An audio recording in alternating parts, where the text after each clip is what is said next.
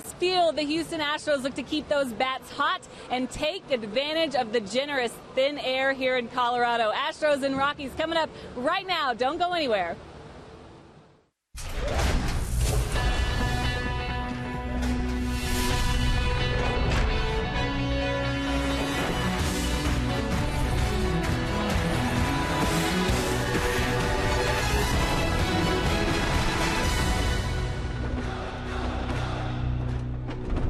It's back on the road for the first place Houston Astros as they get set for game one of a brief two-gamer with the Colorado Rockies at Coors Field in Denver. Tonight, Brett Oberholzer gets the interleague assignment to keep the winning ways rolling. Hi, everybody. Alan Ashby and Jeff Blum with you back together again. Last time we saw Jeff Blum, this ball club wasn't playing too well. What do you think about the way they came off the 7-game losing streak and got it turned around? I think it kind of says a lot about how AJ runs this ball club and how he's handling these young guys. You're going to take your lumps throughout the course of the season, but they bounced back pretty good. The offense played a big part in what they did. On the homestand, bats started heating up again. Yeah, those guys are coming alive. We saw AJ putting George Springer at the top of the lineup. I'm not sure if that's the guy who's stirring the drink right now, but this guy at the top of the lineup is getting on base. We're seeing him drive the ball all over the ballpark, hitting the ball out of the ballpark, but I think he's been the igniter, getting those guys behind him to get going. With those guys on base, it makes things a lot easier as a ball player. When you're up there hitting with guys on base, a little more excited, a little more focused, and you can see they're putting up the numbers to back that up. And right now, Blummer, the AT&T Rewind is about the home runs specifically. 12 of them on that 5-game homestand. Yeah, they did a good job of driving that ball out of the ballpark. Pitches up, elevated. Carlos Correa, one of those guys with extremely good exit velocity off that bat, but they're getting good pitches, hitting those mistakes and driving them out. 59 of their 91 home runs are at home, and look for them to continue that home run stretch here at Colorado and Coors Field because they're going up against a guy named Kyle Kendrick. He has given up 16 home runs in 79 2/3 innings pitched. So if that ball's elevated, look for these guys to crush. Coming up, the bats were back on track at Minute Maid. And another key component of the team rediscovered its groove just in time to trigger a winning homestand. Julia joins us to talk about that when we return.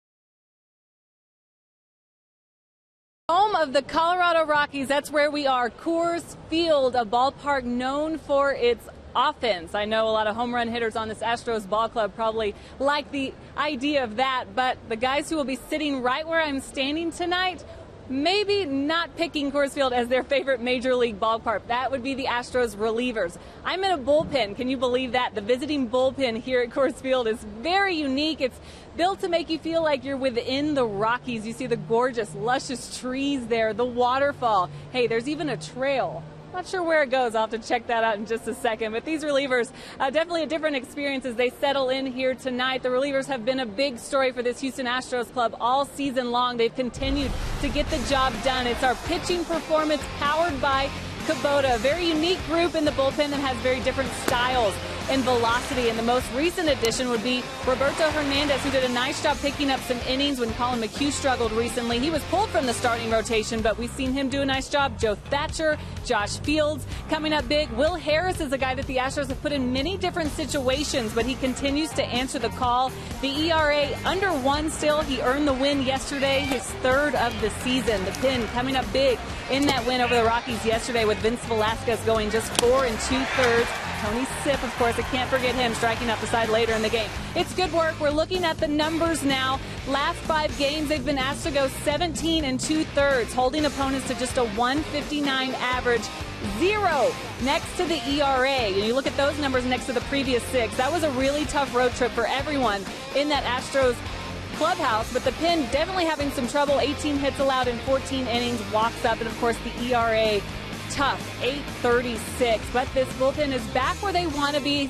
Will Harris telling me that it was just a focus thing, coming back home, bringing themselves together. Of course, they power around each other. It's a group that is really close, but they're performing well, and they're feeling good about the way things are going right now. And, of course, they'll have a nice little view here in the Rockies at Coors Field. Don't go anywhere. Coming up, the Houston Astros look to keep their bats hot in the Mile High City. George Springer and company coming up next. First pitch right after the break.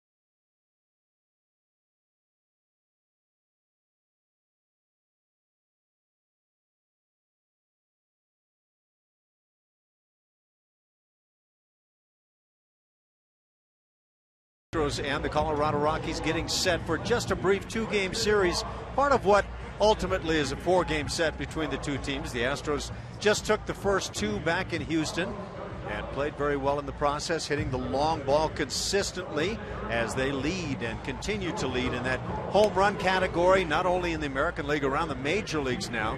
The Houston Astros 10 games over 500 at 38 and 28 and starting to play Very good ball once again, Blummer. I know you're back on the scene. The club was really struggling on that recent road trip, but I know you've taken in what the club has done. Nice to see them playing well again. It really is, and those guys need it down there. A.J. Hinch, it seems like he's getting better players these days, but they're getting younger as a ball club, which is going to lead to some of these highs and lows. But it's his job to manage those peaks and valleys and keep these guys going. But I would say maybe in another 2 or 3 weeks, when these guys figure out how to play with each other on the field, they're going to have a great time doing it. It is a younger club. It's a really good loaded talent bunch, and we'll get to a little bit more of that. Tonight's Astros starting lineup is brought to you by Southwest Airlines. For the Houston Astros of A.J. Hinch, it'll be George Springer up in that top spot where he's been very effective, followed by shortstop Carlos Correa. Jose Altuve's back in there at second base. Middle three in the order, Preston Tucker in left. Chris Carter's at first base and at third. Luis Valbuena leading the club in home runs with 16.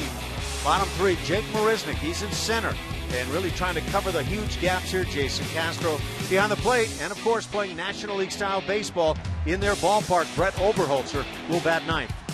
On the mound for the Colorado Rockies, it's going to be Houston native Kyle Kendrick. 30-year-old right-hander making his 14th start on the season. See some pretty large numbers.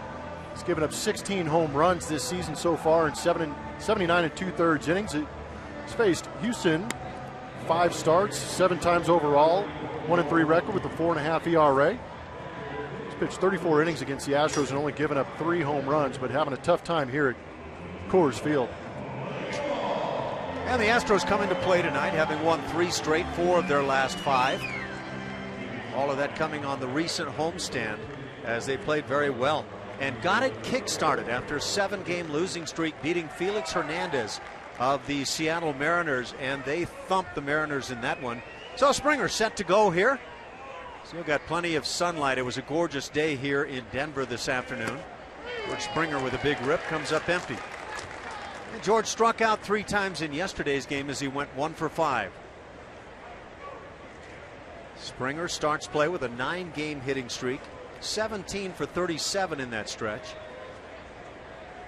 Kyle Kendrick brings it to the plate, and this one is fouled down the right side. Crowd still filling in here at Coors Field. They've had some really rough weather, according to all accounts, over the course of the season to this point, so they're anxious to see how things can go now with the weather at 75 degrees currently. Nice humidity. I bet you everybody in Houston would take this in a heartbeat. 41%. Springer gets a piece as he fouls it off. When was the last time it was 41% in Houston? 78? How about those numbers? I mean, I can't say that you ever run into that figure in Houston. It's amazing. Of course, you come from Southern California, just flying up yesterday, and imagine you had some great weather. It's been balmy out there. I'll bet. Oh. The 0-2 pitch. Breaking ball hit on the ground foul. That's not a good direction to hit the ground balls against these Colorado Rockies. In fact, Blummer and I were talking with the skip A.J. Hinch today, and he jokingly said he informed his players not to hit ground balls down to Nolan Arenado at third base. What a series he just had in Houston. He's a wizard down there. Not only with the glove, his throw is just off the charts. Yeah, the athleticism is probably what separates him. And 1-2 the count now to George. For Springer, the batting average at .267. What an uphill ride he has been taking. For me, it's been hitting in that one spot. You know what he's been hitting out of that one spot? Give me the number. .361. Yeah, that'll bump your batting average a bit. Gets a piece again and fouls it down the right side. And so much of that has been done, hitting the ball to right field, some back up the middle. He had a two home run game just a couple of days ago in Houston. Wasn't one of those a bomb into that right center field bullpen? Exactly. It was a beautiful swing on that one. Yeah, staying on the baseball works for George Springer, and he's got plenty of power to hit it out that way, especially here at Coors. That's the short side of the field. He lines one up the middle. Springer's back at it and staying on the baseball as he lines a single to center field. 10-game hitting streak now for George. Kid's good. I mean, we had a really good idea how good he was last year for a stretch, but since moving into that leadoff role, you can see what he can do. He has a good discipline in the strike zone. Great guy to have at the leadoff spot. What makes him unique for me is the pop you're talking about, Ash. He can drive it out of any ballpark there is, but really hasn't tried to do that too often, just continuing to get those base hits. And now it brings Carlos Correa to the plate. Talk about a guy who's made an immediate, not only impact, but impression now on the major leagues.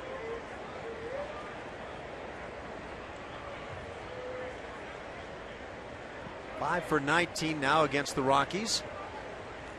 That over the last couple of days. Or 5 for 9, excuse me. Those were some lengthy games, but not that lengthy. Hitting .324 is Carlos Correa. Now a pickoff will go down the right field side. Springer, with that speed of his, heads to third base uncontested. And there were some amazing numbers about George Springer going second to home yesterday on a base hit. On a line shot to left field, it looked like he had no chance to score. It's an E1 on the pickoff attempt. Now see the shadows? The sun is setting right behind third base.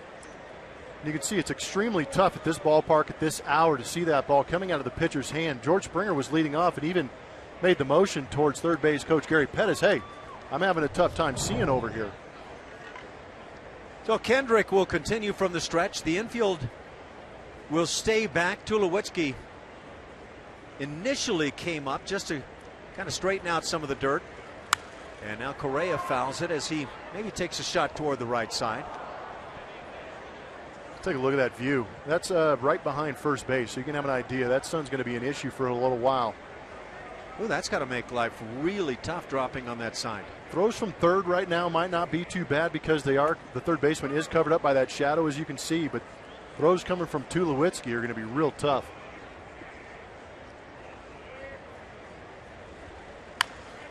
Chopping it foul is Correa. Count stays at 0-2.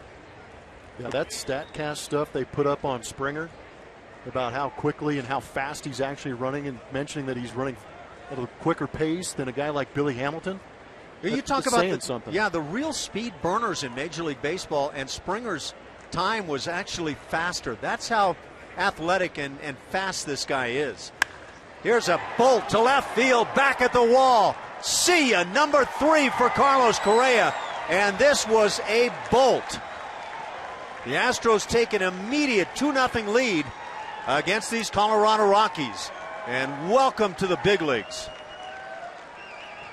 Yeah, we were just sitting down there talking to A.J. Hinch, and I asked him straight out, I go, what's going on with the offense to get these guys going? What'd he say? The first 2 guys in this lineup right now, Springer and Correa, probably not the spot most of us anticipated these 2 guys hitting, but for right now, they're leading the charge. Can't beat the kid inside.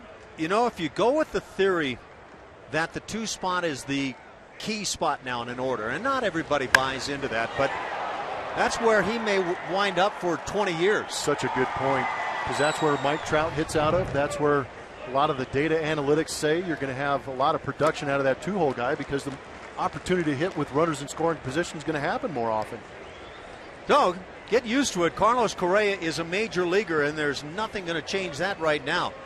The Astros continue to swing it well with men in scoring position. Correa and Springer, just the 3rd game between the clubs this year, but they are combined 11 for 20 against the Rockies, and 3 home runs mixed in. 2-seamer running in. That's with a spot they wanted to go to on Correa. But he let them know early that the kitchen's closed. And that ball was 3/4 of the way up the bleachers and left. Breaking ball low on Altuve. 1-2 the count. So Kyle Kendrick touched up quickly. And the Astros leading the major leagues in home runs. That home run by Correa, the 92nd for the club.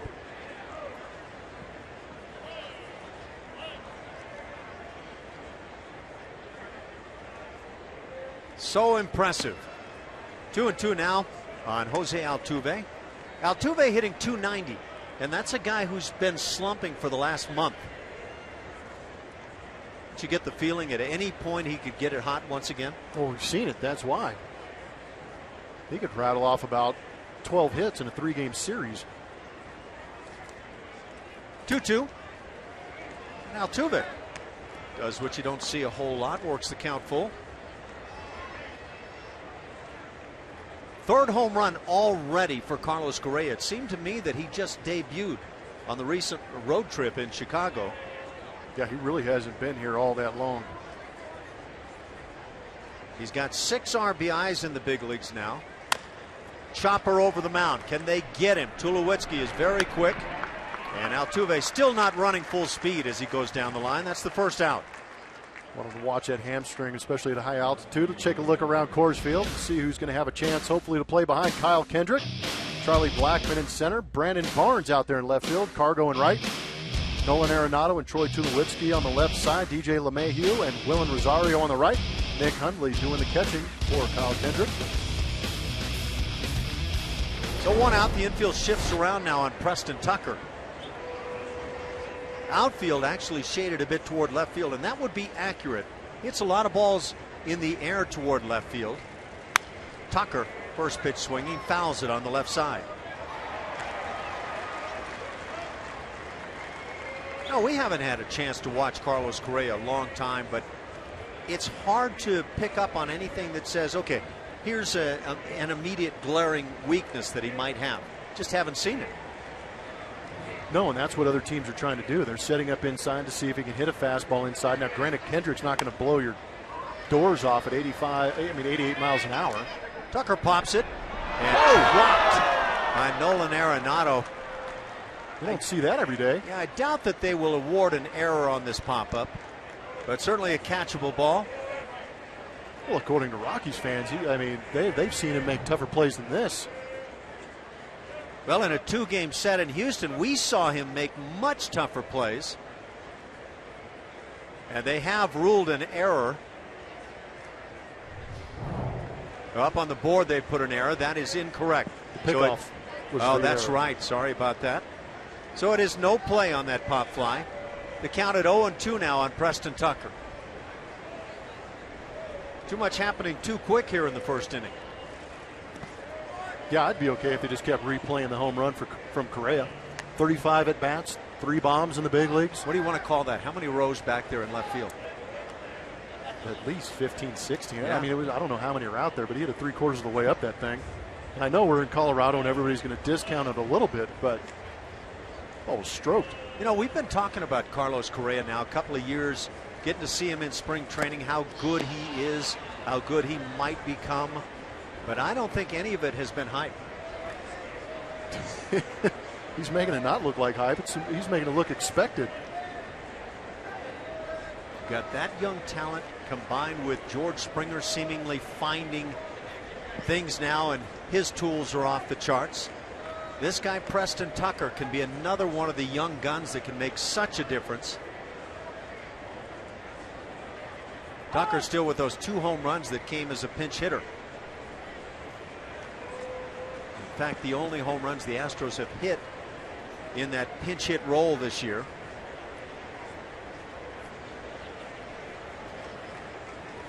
The Astros start the day 2.5 games in first place in the American League West. Ground ball on the right side with that shift on. Tulowitzki's there, and out number 2.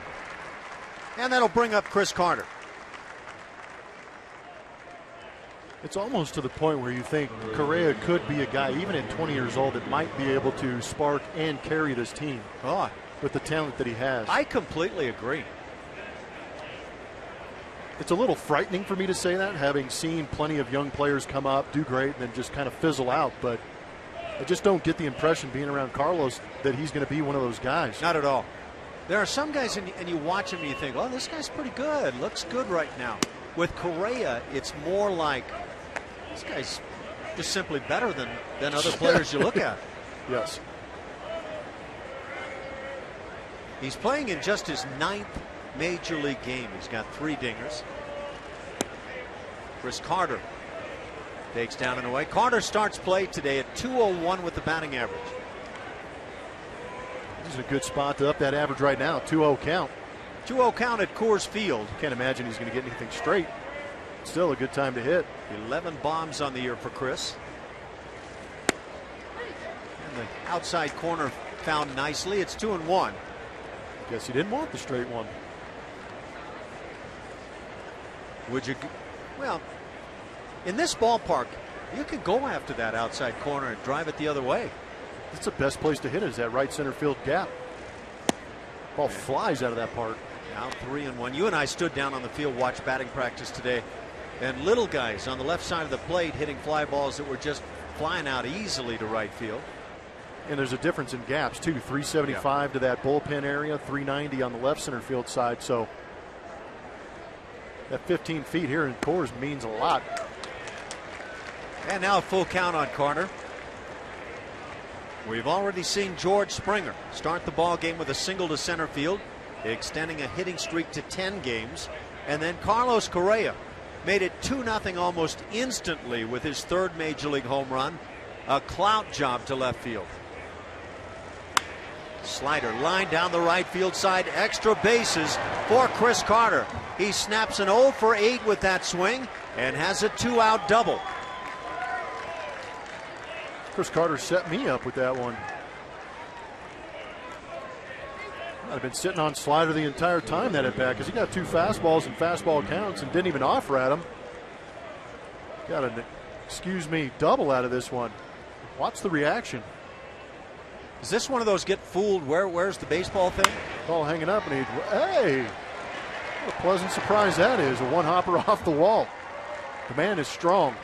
For Chris Carter, just his 8th two-bagger on the season.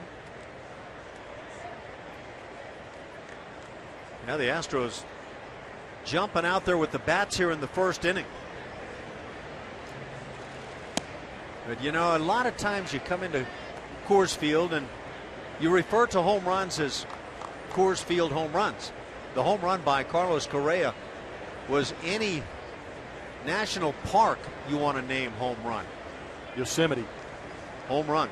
Nice. It's a bomb. 1 ball and no strikes on the team leader in bombs. 16 home runs for Valbuena. Kyle Kendrick's release point. See the slider getting that spin, but that's what happens out here at Coors Field at this 5,210 or so feet. Ball just flattens out. Sometimes you don't get that friction on the slider to create that break. Chris Carter took advantage of it. How'd you like that physics 101? That was good. At you right there, huh? Yeah, you can put the slide rule back now. Woo. That pitch up is one I expect to see teams utilize on Luis Valbuena a little more often. I'm with you. Big time uppercut from Valbuena.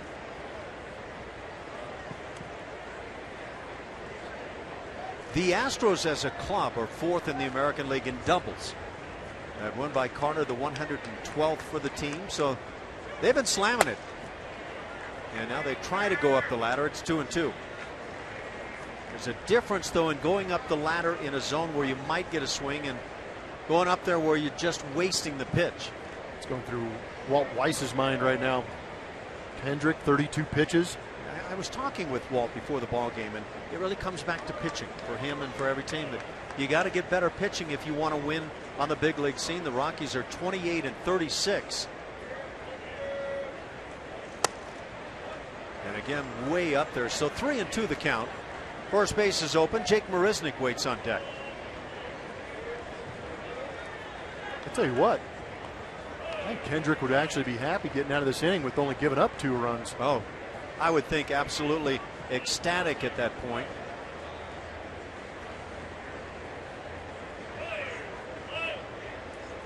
The Colorado Rockies, the Seattle Mariners, the Chicago White Sox have already gotten to see what Carlos Correa can do. We've played a half an inning. Carlos Correa has made his presence felt with home run number 3. It's 2-0 Houston.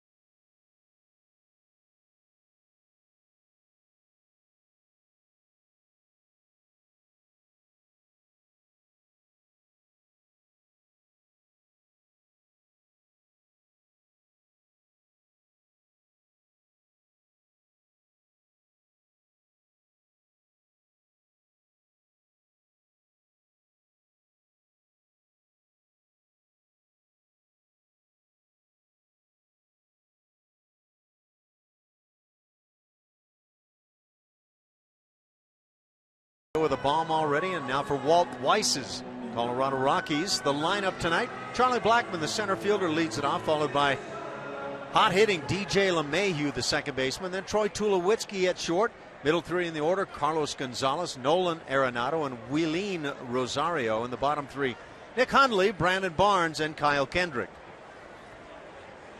Brett Oberholzer going for your Houston Astros.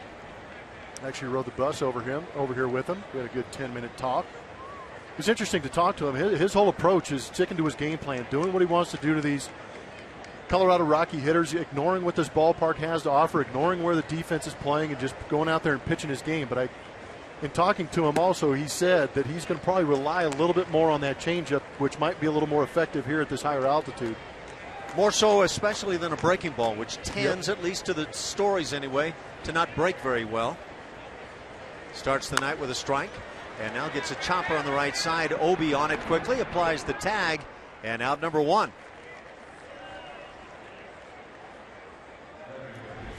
And our pitch by pitch is presented by Steel Dealers. Obi's last start is what we're talking about. So he pitched quite well against those Seattle Mariners. Offense backed him up with 10 runs in that game, but he went 8 strong, 3 hits. No earned runs, 2 walks, 5 strikeouts through 108 pitches in that game.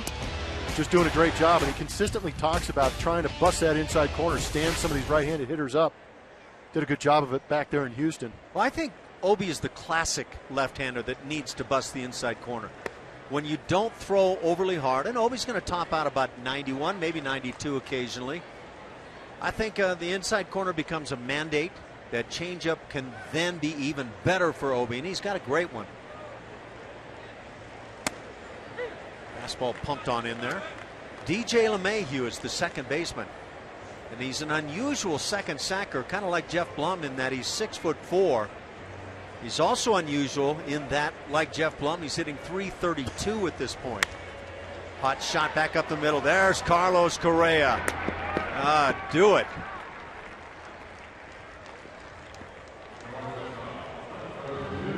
Drink it in. Enjoy what you're watching. Kid's 20. You call this routine? It may turn into routine for Carlos Correa.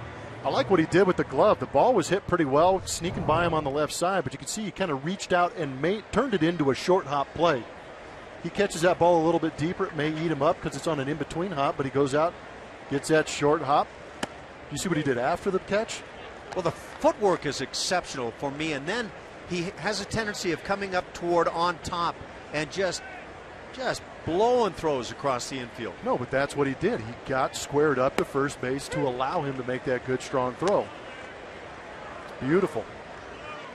He made a double play the other day on the turn side of the double play, just got on top and humped it onto first base to get a tough double play. Troy Tulowitzki at the plate. And you talk to a lot of people who had a chance to watch Carlos Correa. At the big league level, you're going to find yourself in situations where you can't always get on top of the ball. You can't always square up, get your shoulders squared towards first, throw that nice, good, firm four-seamer to first base. There's going to be times where you're going to have to learn that, for lack of a better term, the big league sling. We got to kind of throw that three-quarter release on it. And that's one thing that he hasn't developed yet, but he hasn't had to. I'm not sure he does have to. We've seen him go extreme to his left and do a 360 and come over the top. And now we saw him go to his left and use the footwork to enable him to throw over the top. That same play right there with a Billy Hamilton and Jason Bourne. If somebody's fly up the line, you've got to have that nice quick release. Tulowitzki slams one up the middle for a solid base hit. Comes with 2 outs and brings up the 4-hitter Carlos Gonzalez. See who else is playing back there behind Brett Oberholzer here at Coors Field. Pretty spacious, but the Astros have a luxury of having some good outfielders. Preston Tucker out there in left, Jake Marisnick in center, George Springer in right. On the left side of the infield, Luis Valbuena and Carlos Correa. Second base, Jose Altuve. First base, Chris Carter. Jason Castro behind the plate, working with Obi. Obi Rasmus. I'm sure you guys have already mentioned it on the homestand that he's away on the bereavement list, I believe. He grandmother pass away, so Preston Tucker getting some playing time out here. But could you imagine having Colby out there in the outfield? Well, you get 3 center fielders out there if you play it that way. And furthermore, Colby Rasmus has had some very nice career numbers against Kyle Kendrick. Sure has. Carlos Gonzalez starting to swing the bat. And by the way, Troy Tulowitzki is tearing up left-hand pitching, hitting over 400 now on the season. Carlos Gonzalez had a would-be home run in yesterday's game. A bomb that was up and over the top of the foul pole down the right field side at Minute Maid. It was called a home run initially by Bob Davidson. The review said it was foul, but it was one of those real clout jobs down the line. And by the way, back to Obi. That last start that he picked up the win, 8 innings against Seattle. A 3-hitter with just a couple of walks, 5 strikeouts. Boy, how he would love to be able to repeat that performance. Fly ball in deep left center field. Going back, Marisnick on the track and makes the running grab. Very nice play, and the need for that speed in center field as Obi gets through the first inning.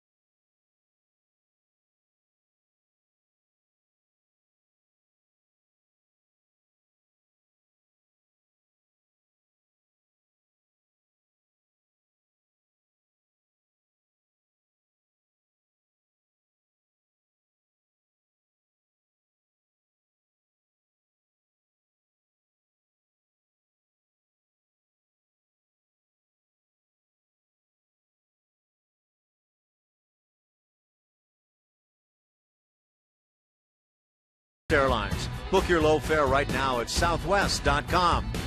And by Jack in the Box. Try the new Double Jack today, only at Jack in the Box. The Rocky Mountains. And that's about the site where Carlos Correa launched his 3rd home run to. Right on the heels of a base hit by George Springer in the first inning. 2-0 Houston. Beautiful yard here in Denver. Jake Marisnick, who just made that fine running grab in deep left center, now will lead it off. 7-8-9 for the Astros in the second.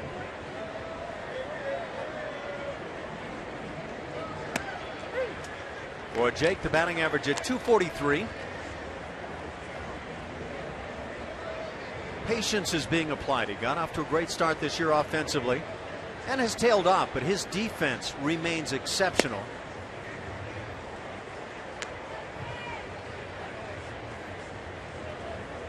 The Astros finished the recent 5-game homestand going 4-1. The Astros with 23 wins at home now. 23-14. That's the best home record in the American League. 1-2 the count on Jake. A.J. Hinch has had the guys playing from day one. Just about as loose and comfortable for players as it gets. And yet the work is always being applied for the team.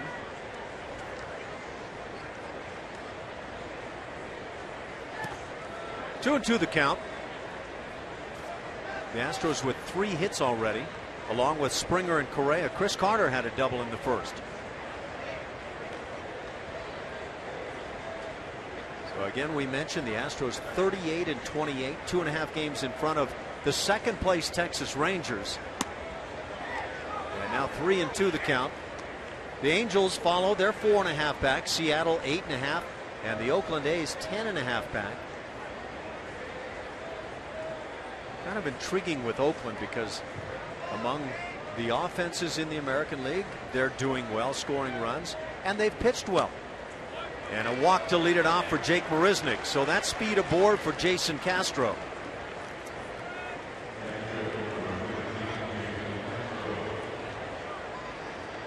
So we mentioned the Astros leading the major leagues in home runs. They also lead the American League in stolen bases with 52. They've been caught 15 times. They have gauged the Correa home run to be 456 feet. That's according to StatCast. And he Qualifies as a homer. Yeah, that'll get out of most yards. It's just a pitching wedge for you here at this thin air. Yeah, that's a nice way to really try to pump things up a little bit. Yeah, I want to see you take whatever club you choose and hit one over the stands in center field here, right from back of home plate. It'd be fun. You play golf up here much?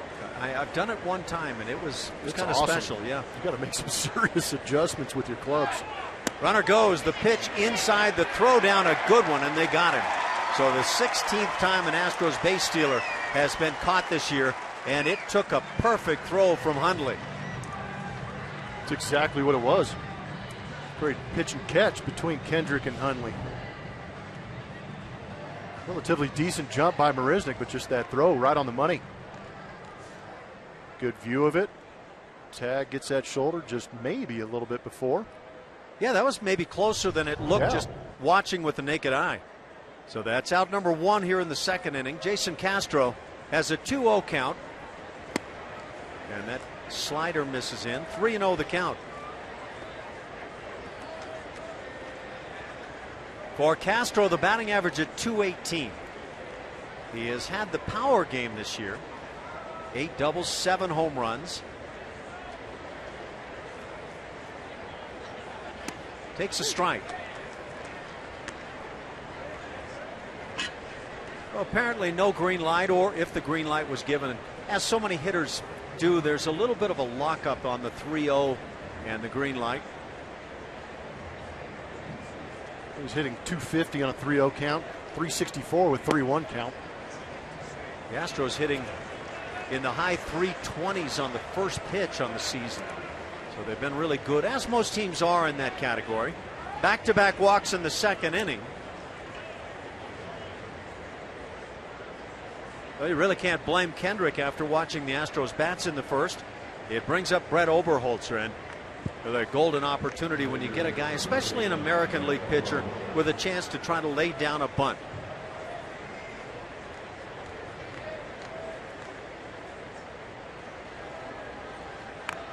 And he drops one in front of the plate, but Hundley, a quick glance at second, gets the out at first. That's that second out.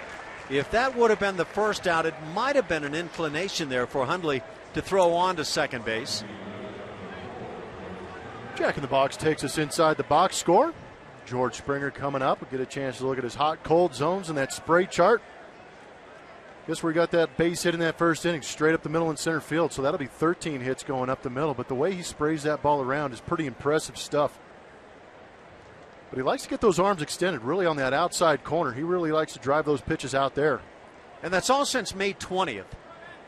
So it's been a real turnaround for George. Getting out of that leadoff spot, too. That's true. It all kind of came together. And it's hard to say that the leadoff spot caused this for George, but you don't like to mess with success either, as Springer takes a strike. Springer now hitting .270. Take yourself back a month ago, 3 weeks ago. Did you think you would see Springer before the All-Star break at .270? I didn't, but it doesn't shock me at the same time. No, the talent is clearly there. Ball and a strike on George. By the way, the sacrifice bunt just the 8th for the Astros this year.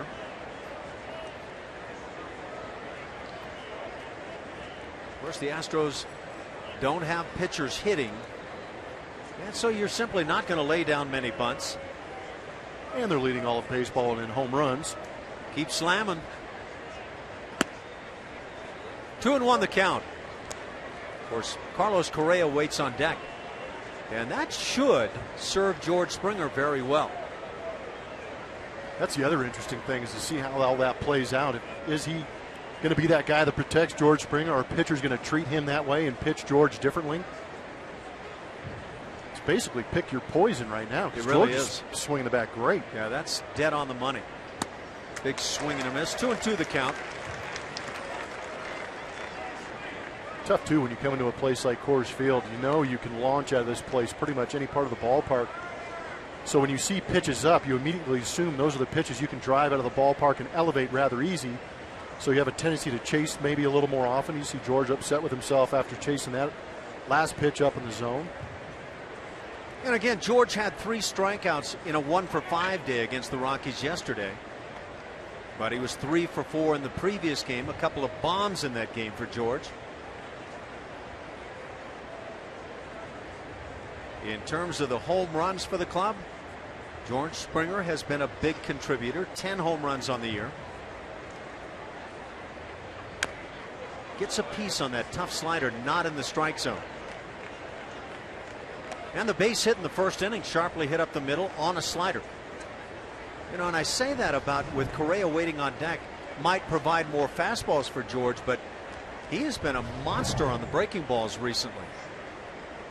His last 4 home runs have been on the breaking ball. I think that's right. How about as a hitter, an opposing hitter coming in here, you see slider spin, you anticipate the good slider, and you don't get it sometimes. That makes it tough too. It's going to be another base hit for George Springer. This one will produce a run as Castro comes in and scores. George Springer 2 for 2 on the night, and that RBI, his 24th, makes it 3-0 Houston. Well, for whatever reason, George Springer is doing a great job. I know you mentioned the 3 strikeouts yesterday, but I feel with 2 strikes, he's actually done a better job of putting these balls in play. But again, really forcing those hands, pulling him in tight to get that barrel on this ball and shoot that thing back up the middle. But he's also growing up too. I mean, granted, 24, 25 years old too. He's still learning how to play this game also, and that's how you get RBIs and help your ball club out, is by not trying to do too much with the runner in scoring position. Just hit that ball back up the middle. Yeah, part of the maturation you hope for George Springer as he stares into the sun. Carlos Correa 1 for 1 with a legitimate big-time bomb in the first inning. Made it quickly 2-0. Little chopper left side. Can they get this speed? Kendrick just has to eat it. Too much speed going down the line. No way to get Springer at second. Another base hit. Springer and Correa each 2 for 2 on the night. And we've just gotten started. It's 3-0 Houston in the second. So Carlos's first at bat squares one up nicely, hits about 456 feet. Same guy goes up there, takes a similar hack and hits it about, 35 feet? Yeah, but what's he averaging? Yeah, it's a bullet in the books. Another knock. Yeah, this is just amazing. Just touch it. And don't you get the feeling that the addition of Correa has added more than one player? Well, kind of, for me, it takes the heat off of some of these guys that had such high expectations put on them.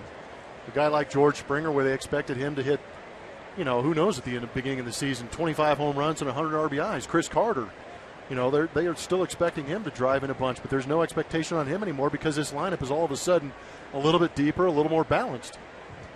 And Carter already with a double in the ball game. Jose Altuve grounded out to shortstop in the first inning.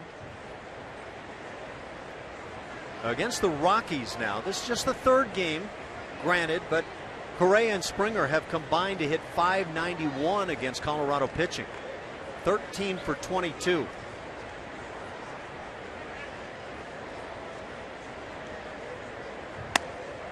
Altuve takes a ball.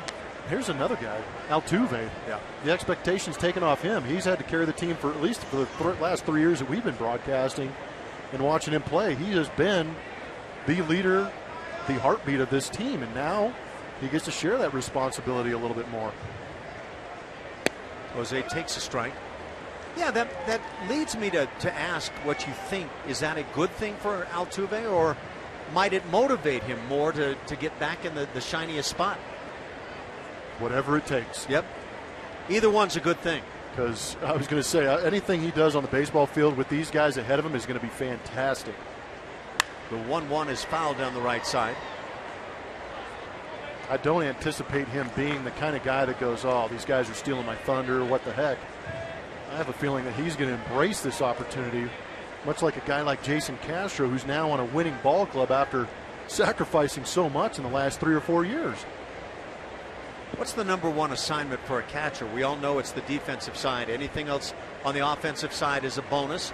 And Castro's been really good defensively, in particular throwing out base runners. So maybe he can relax a bit. Little ground ball by Altuve. And Altuve just jogs it out down the first base line. That'll do it for the Astros, but they get another run and lead it 3-0.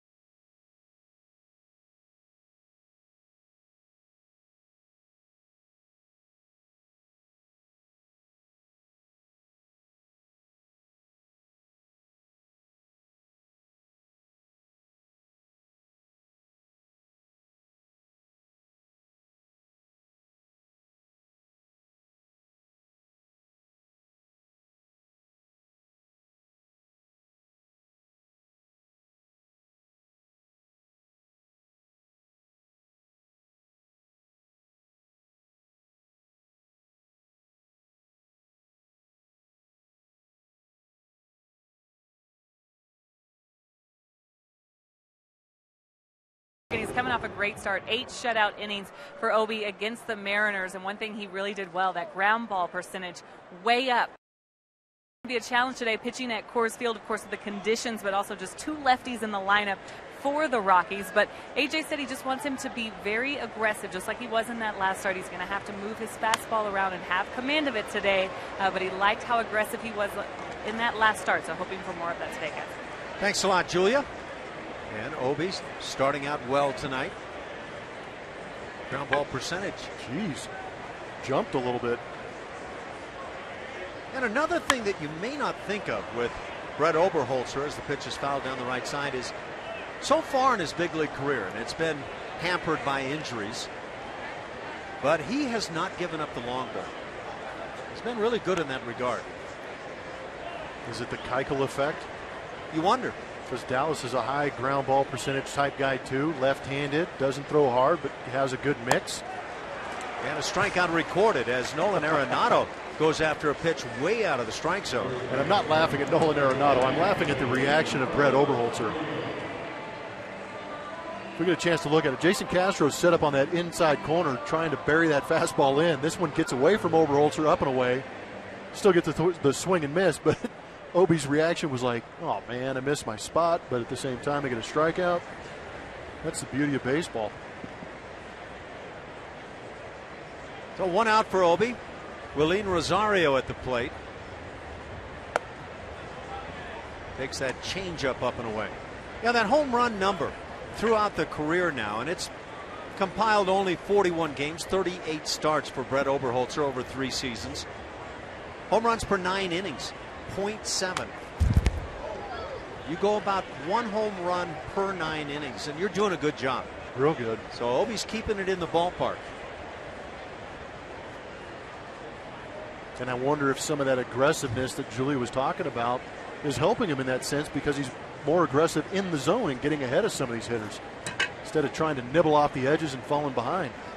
Now his walks are up this year to just over 4 per 9 innings. But over his career, just under 2 walks per 9. So he's been really good in that regard. For Obi, it's been all about trying to stay healthy. And there's another guy in the fold, Brad Peacock, who has been fighting that element as well.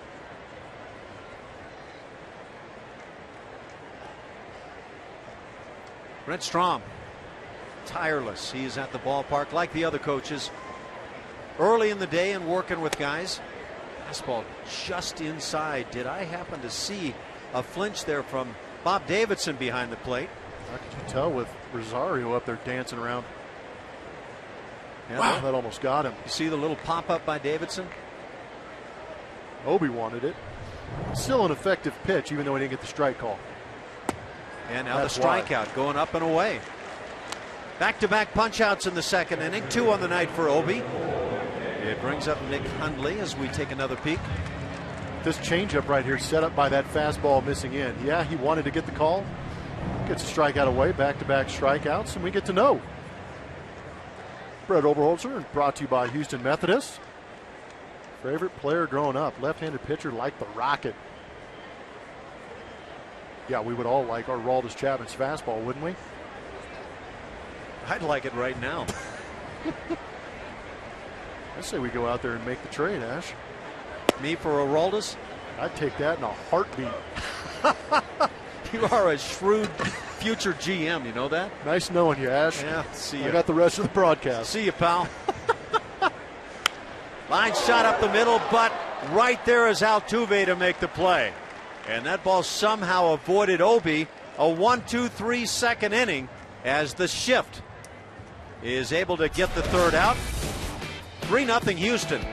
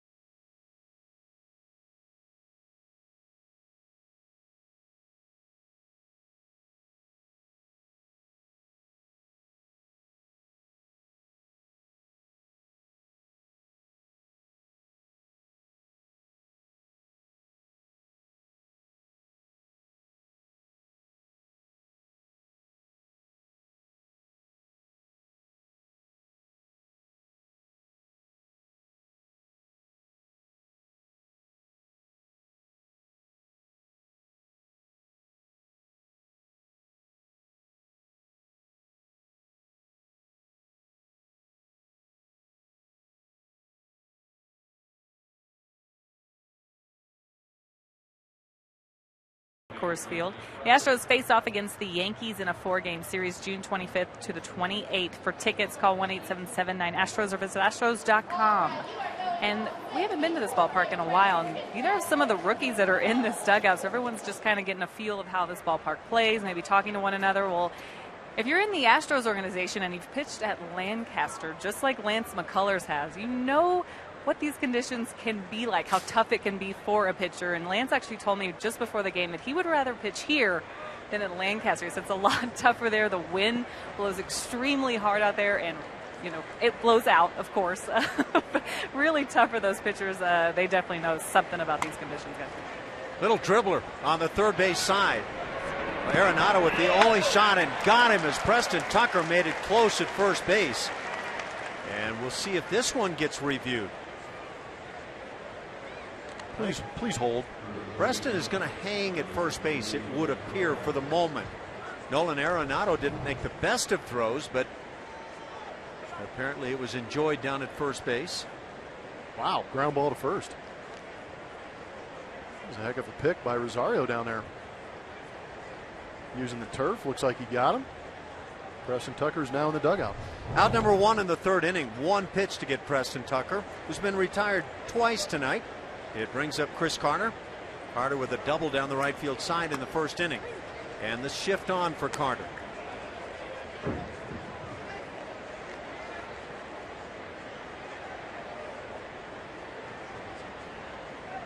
Double number 8 for Chris.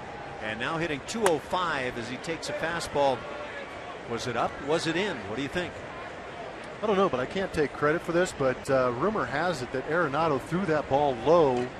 Well, beyond low, for that exact reason they just showed you on the television set right there, is because of that sun. Drive to center field, and it's deep. Blackmon goes back. It's 4:15 to straightaway center field, just left of where Blackmon caught that. And that ball was hit a long way by Chris. This place will give you a false sense of hope. At the Ballpark Bio here in Denver, Colorado, largest outfield in the National League. Try to make it expansive because the ball carries a little bit more, but that right center field gap is pretty legit at 395 feet. We just saw that bomb to center about 400 feet. Got to hit it much farther than that, but that 375 where those bullpens are in this right field area, that's where you want to drive that ball. And you can put the entire Fenway Ballpark inside this place on just the playing surface alone. Fenway not known for the ball carrying, but you don't need it to carry with that green monster in left field. Ballpark. First game here was in 1995, and I was just curious if there's some guys in that Astros dugout that were born in 95. They're probably as old as this ballpark. Let's see when Carlos Correa was born. 2 outs, nobody on here in the third inning. 3-0 Houston. Correa's got to be a 94, 95 baby, doesn't he? Well, he's 22, right? Well, what is he? He's 20. Gosh, man, this is a little reality check. I got a full season of pro baseball in me by the time this kid arrived on the planet. You had. I was. Never mind. I was in a lengthy retirement at that point. You were leading the Kissimmee Cobras in the Florida State League around then, were you? It was actually it was a year later, yeah. Was it? One of those years, yes. Oh, man. Yeah, you're right. I think 1996 was my year managing that club. She cannot believe the length of that home run by Carlos Correa. Still in awe. She hasn't blinked since.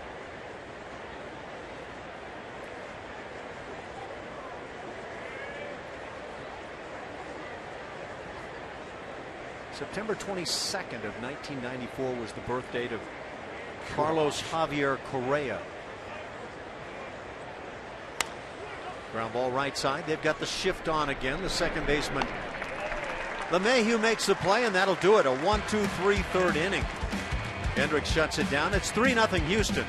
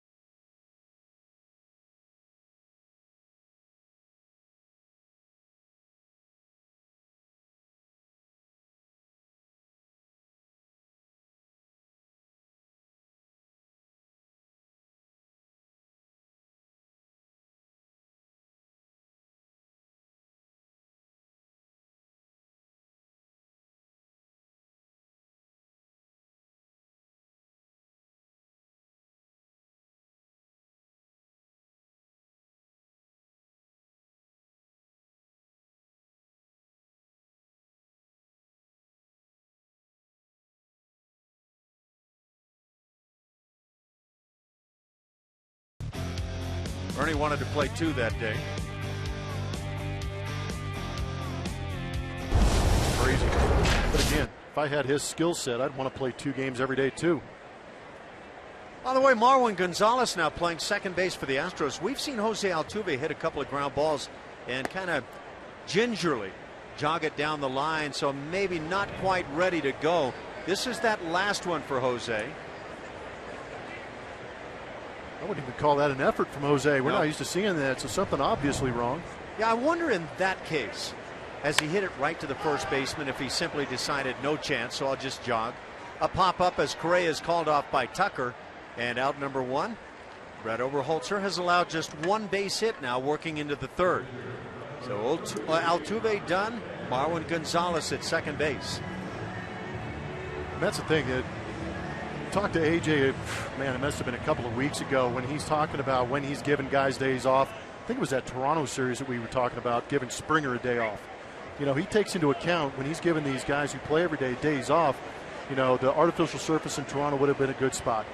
Places like Colorado here is a good spot because of the altitude. It affects your body differently. Muscles tighten up a little bit. And, you know, Arizona's another place that has a little bit of altitude, some of the heat. So, I mean, there's a lot of things going on with the manager trying to figure out when to give these guys days off. But there's also, you know, a lot of analysis going into reasons why he would give them a day off. Of course, if you came in here as an offensive player, you knew you were going to have a shot at 2 games. Oh, I have a feeling I might be a little upset about not being in the lineup. You'd have to be extremely hurt to come out of this lineup here. And for Altuve, I thought maybe this might be a series that could spark the resurgence. Yeah. A lot of green pasture out there to hit. It's the pitcher Kyle Kendrick at the plate. He hits it high in the air, right center field, easy for Marisnick. Springer just peels off. Jake makes the catch. 2 outs on fly balls here in the 3rd, and back to the top with Charlie Blackmon.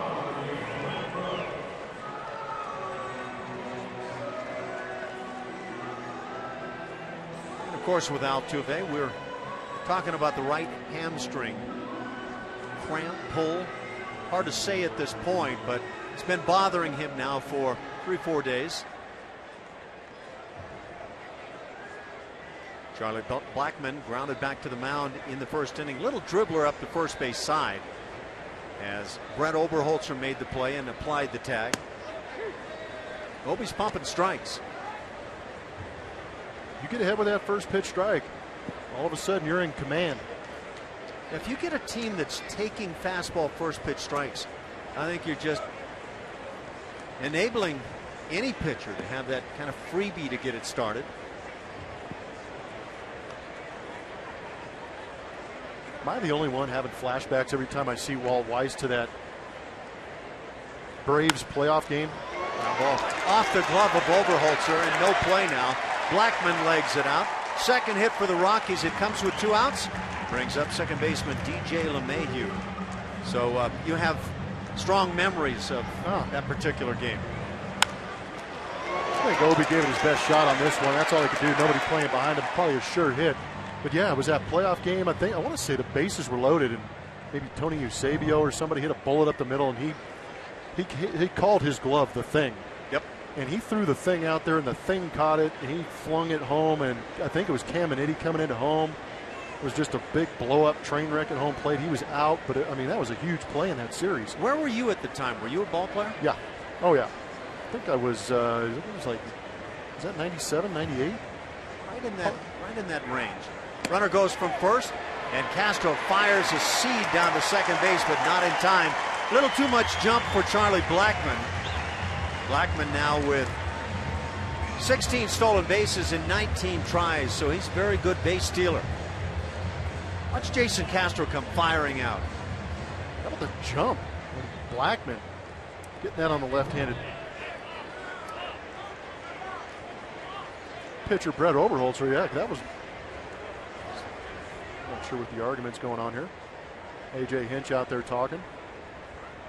It may be.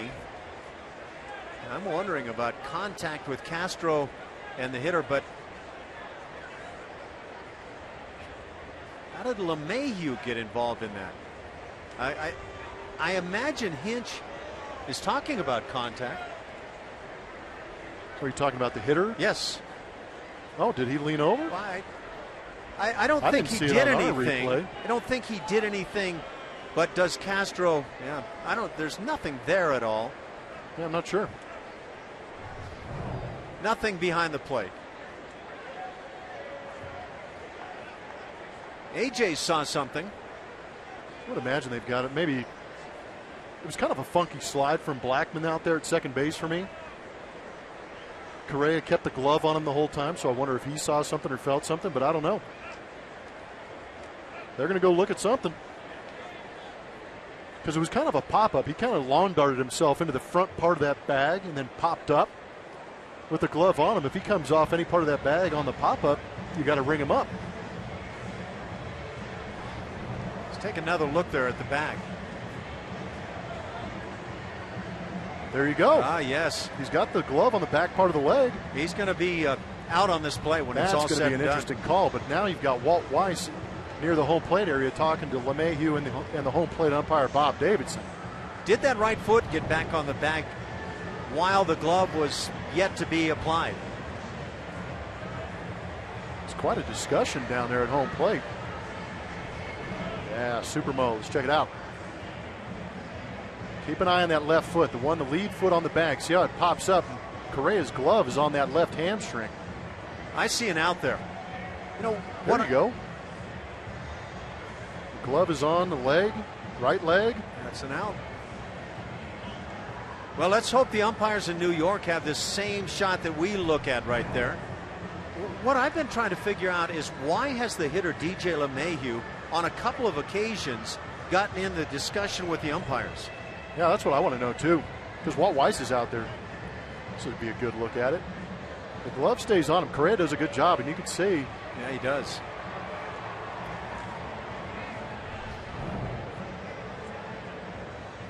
Well, the umpires are calling it an out. Who are they calling it on, though? That's. Can I run down there real quick and figure this thing out?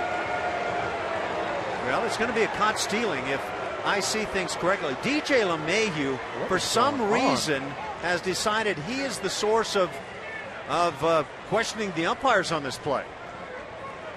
And I don't know how a hitter can figure that he can make that kind of an argument, but that's going to do it for the Rockies in the third inning on the caught stealing. And Carlos Correa continues to make good plays.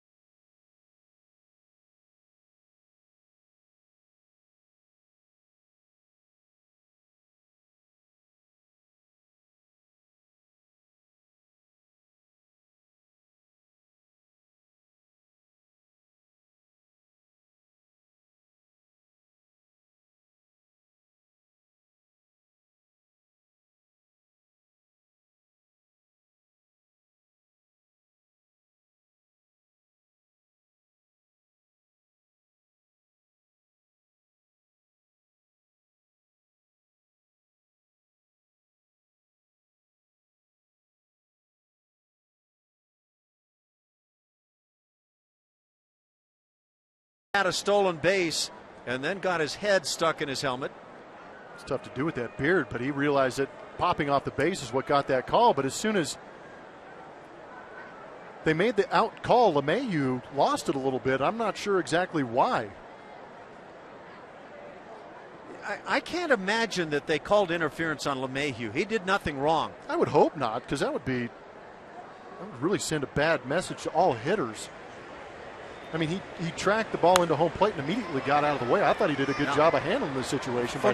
For me, that's simply a caught stealing. Yeah. 2-6. Yep. And that's what they've ruled it. Okay. At least the way we understand it. But why did LeMahieu get involved in the argument? I'm not sure if he understands himself. He's still out there having a conversation with Jerry Lane, crew chief out there at second base. So, runner does not maintain contact with the bag. And in that case, you don't get the stolen base. It doesn't move along. But LeMahieu continues to be a mystery to me. Fly ball down the left field side, and getting there quickly to make the play in left field is Brandon Barnes. So 1 out here in the 4th inning. Astros on top 3-0. We'll see what we can find out in terms of LeMahieu and how he factored in. But to me, he didn't factor in at all. Jake Marisnick is out to start the inning. It brings up Jason Castro, who once again made a really good throw to second base. Just interesting, because we understand the ruling being a caught stealing. Why would LeMahieu be that upset? Makes no sense to me at all. And now Castro hits it on the ground foul. Castro drew a walk and scored on the base hit by George Springer in the 2nd inning. That was the 3rd run of the game. The first 2 came rather quickly. If you didn't join us immediately on time, George Springer led off the game with a single to center field, and Carlos Correa promptly hammered one 460 some odd feet to left field, his 3rd major league home run, and that quickly 2-0 Houston.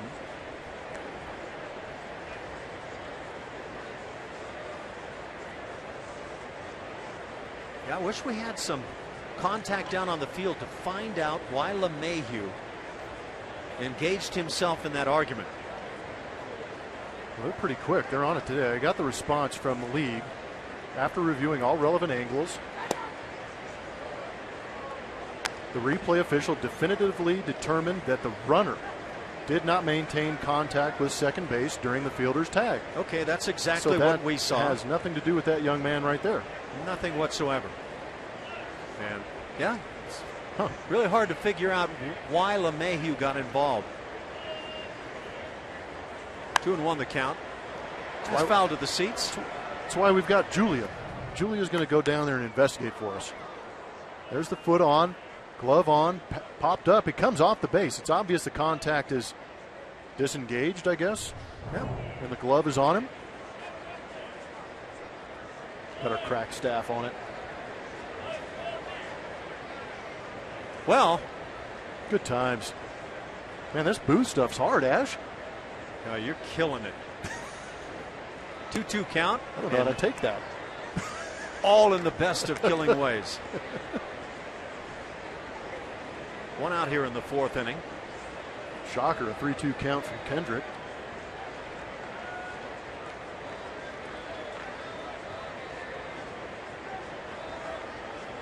The Astros already with 5 hits, 2 apiece by Springer and Correa. And this one sharply hit, but right at the first baseman, Rosario. He'll go to the bag, 2 down in the 4th inning.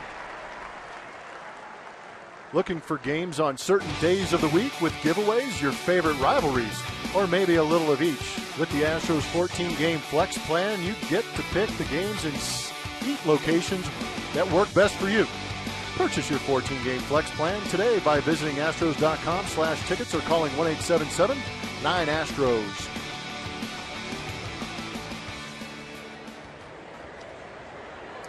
Got some Astros fans here in Denver. And now Brett Oberholzer gets to show us how he swings the bat. He laid down a sacrifice bunt in the 2nd inning.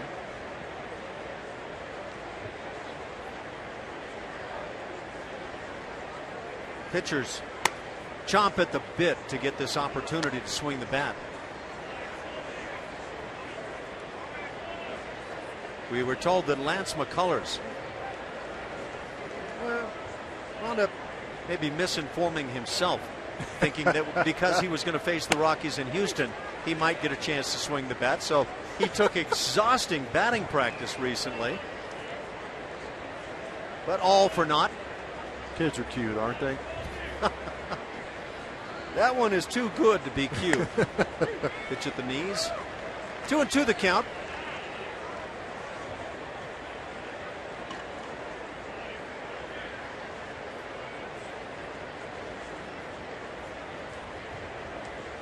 Obi had a 2-1 count, a chance to let one fly right there.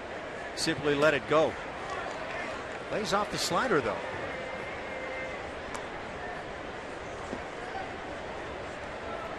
Came up in the Braves organization. You got some at-bats coming up through the minor leagues.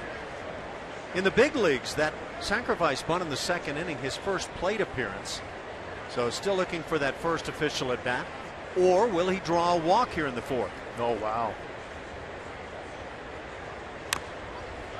Trying to jump ship. No, instead he just battles it off. Take that ball. I always love the stories from the pitchers when they put on their futile at bats and you say, what's the matter with you? I was a great hitter in college. Have you got some video? Oh, what an eye. Wow. Obi gets the coin flip on a very close pitch, draws the 2-out walk, and it brings up George Springer. It's Bob Davidson behind the plate, and Bach and Bob apparently did not like this pitch. I think he should have. You? Well, if you're looking to speed up the game, you might as well just ring up pitchers. They're going to be the last guy to argue. You're not into that some portion of the baseball touching some portion of the strike zone thing, huh? Not when I'm up. Well, that with Obi up, it goes without saying. Should be a special strike zone for pitchers. It's kind of like any part of the golf ball touching within 5 feet of the cup, right? It's in? It's in the grip. Gotcha. Got that new fandangled, that putter that you put up under your chin. You got the extendo putter? Yeah, the 6'4". It's inside the grip. I thought maybe you had the tape measure kind of thing you could just telescope pull out. Yeah. Springer drills his third hit into left field. Oh boy, this has got a chance to be really fun to watch this guy swing the bat. 3 for 3 on the night for George, and now it brings up Carlos Correa. He's just getting greedy now. And that's a good thing. Stay that way. Got to hanging something out over the plate and just barreled it up nicely. That's what I'm talking about. The breaking ball, I don't know, was that a fastball? I guess that was the heater. But he laid the wood to it. All right. Now what? 3 singles for George. Correa has a bomb and an infield single. And now takes the fastball for a strike. 6 Houston hits. Well, you'd have to say or think that George Springer's having some fun right about now. And everybody's having fun watching Carlos Correa. What's the kid done? What hasn't he done? He's dazzled us with everything he's done. Sinker running in on the hands. Brings the hands in, gets the barrel on it, drives through it. It's amazing to me that everything that this kid has done has been pretty much textbook fundamentally for me. Exactly. And he takes another strike. So 1-2 the count. By the way, the Astros have been in first place in the division for 63 days on the season. They want to keep that extending. And they've held that division lead since April 19th. And I think they've gotten better in the process. 1-2 on Correa. He fouls it down the right side.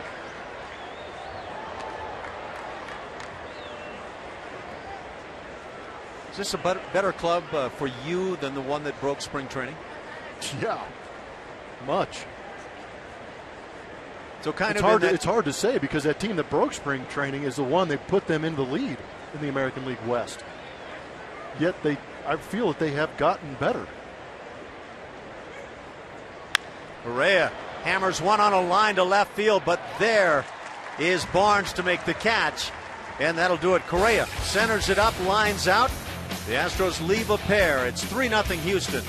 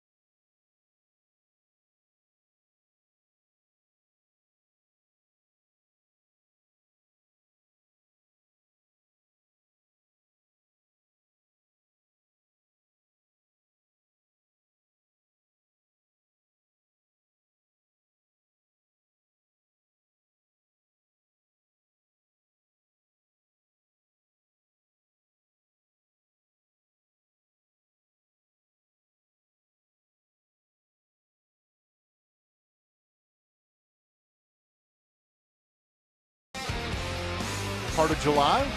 One more here in Colorado for a quick 2-game sit. Finish off that 4-game series between both ball clubs before heading to the Great Northwest for the U.S. Open at Chambers Bay. The Seattle Mariners-Astros matchup over the weekend before heading back down south to Anaheim. Glorious Orange County. Be good weather down there before the team heads back to Houston, taking on the New York Yankees for a 4-game set. I'll actually get to go back into Houston and meet up with Browning for that Kansas City series before heading out on that nice long road trip over that 4th of July weekend. Yeah, I think you've actually got a few days off prior to running down there, but you saying that the upcoming series with the Mariners is not going to be at Chambers Bay? No, I got distracted. I thought we were going to Chambers Bay to watch the U.S. Open and the Astros were going to play. I see. Well, I think you could be right. It just depends how we play our cards. DJ LeMahieu will lead it off again. He was at the plate when Charlie Blackmon appeared to steal second base, but the replay said otherwise. And it goes simply as a caught stealing 2-6 that ended the bottom of the 3rd inning. LeMahieu 0 for 1 on the night. He was picked a bit by Carlos Correa back in the 1st inning. Correa has made a couple of nice plays, and you'd have to say, on the would-be stolen base for Charlie Blackmon, that's a good heads-up play, enabling the Astros to get the out, keeping the glove on him. Very true. You have yet to see Correa do anything wrong.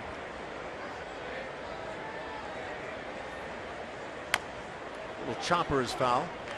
It's LeMahieu, Tulowitzki, and Carlos Gonzalez here in the 4th inning. That's a big inning for Obi to get through. He shut him down through 3 innings.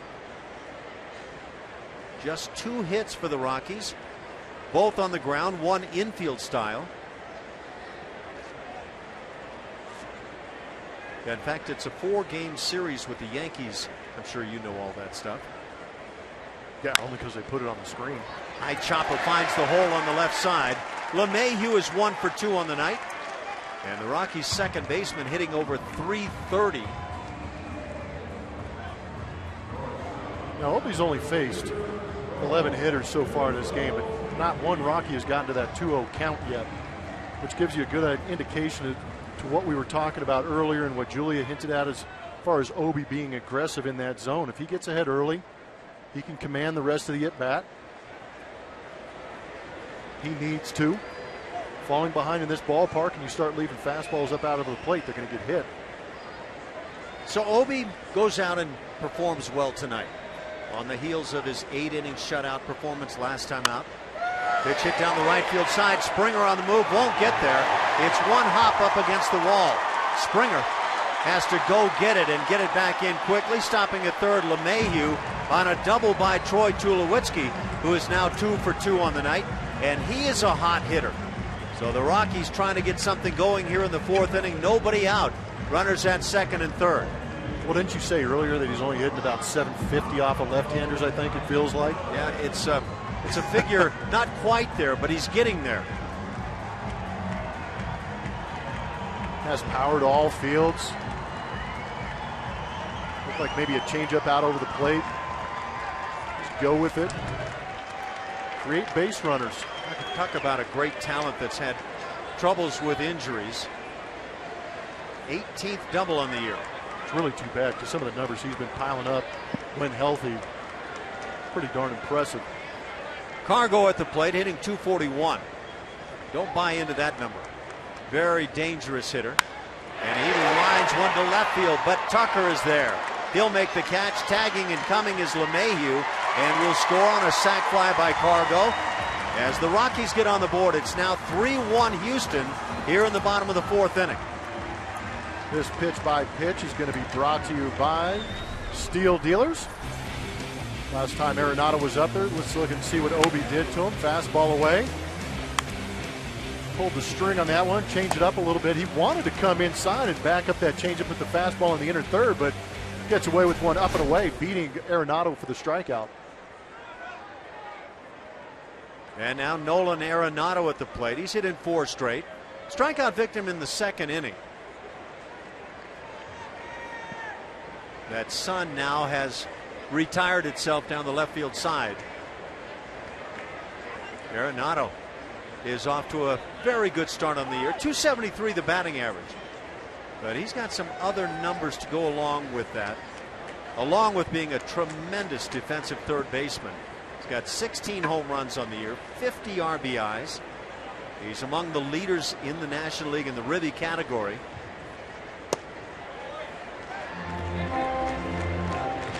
Of course, if you're trying to lead the National League in home runs, you better start hitting a bunch. Giancarlo Stanton of the Miami Marlins has 24 bombs to lead the majors. Bryce Harper's trying to catch him. He's only a pair behind, 22 on the year. How about Todd Frazier of the Reds? He's got 20. I think the original Todd father played here, didn't he? Todd Helton. And a great first baseman. A guy that you think winds up in the Hall of Fame? Yeah. Without a doubt. He was a phenomenal hitter. I know you're going to discount him a little bit for playing all of his career here in Denver, but the man could crush and he could drive in some runs like nobody's business. His numbers are going to stand up. You can't split those numbers just because a guy played in Fenway or Coors or whatever the case. His numbers are Hall of Fame. Nolan Arenado, 31 extra base hits on the year. And there's Obi trying to work the inside edge. It's 2-1. See if he goes back in there or maybe tries to throw the changeup on the outside corner.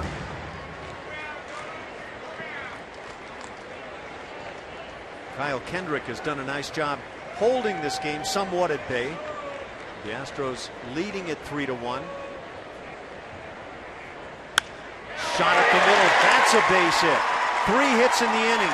Here comes Tulowitzki. The throw to the plate cut off by Carter. They're going to get an out at second, but I think that throw was going to get an out at the plate. It's an RBI single for Arenado. He's out 8-3-6, I believe it is. And now it's 3-2 Houston. We talked about how big Colorado is and how well the ball carries, so your outfield is maybe going to play maybe 2 or 3 steps deeper in the outfield. Marisnick still did a great job of charging in to make that play. Here's a good look at it. Fastball found too much of the plate. Watch Marisnick come in. Carter comes across and cuts it. Look at Castro. He thought he might have had a play at home plate on Tulowitzki. Yeah, that's another catcher that feels the same way that I did. That is a really good looking throw from Jake Marisnick, and I'll tell you what, he can flat throw in center field. I had the opportunity, Blummer, on one of those early workouts in Houston for the Astros. They were getting some throws from the outfield, and Jake Marisnick can flat bring it. Yeah, he's a great athlete.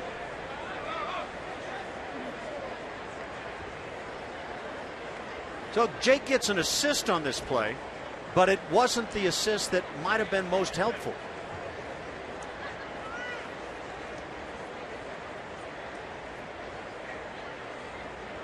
I think if you spoke to Jason Castro right now, he would tell you we had him, or certainly had a shot. It would have been tough, but at the same time, we're in the bottom of the fourth. You get that second out, nobody on base, or do you gamble and try and keep that run off the board? Ultimately, you want to keep that run off the board for sure.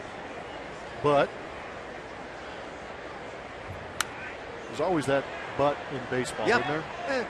You're trying to make the most logical play.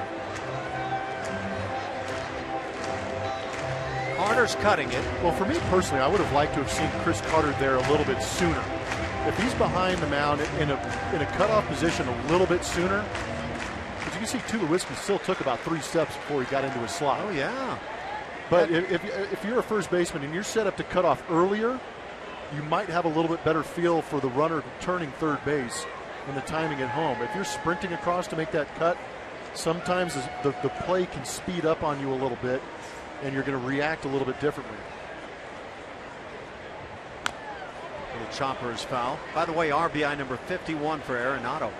On that play, most teams, and I'm not going to say the Astros right now do it this way, but most teams through the years have gone, if the catcher says nothing, the throw's coming through. But it's also difficult to hear out there for, in this case, Chris Carter. That's the absolute truth. Sometimes you got to rely on baseball's sixth sense and the timing of the game. Strikeout on the changeup. Third punch out for Obi, but the Rockies strike for a pair in the 4th inning. It's now a 1-run game, 3-2 Houston.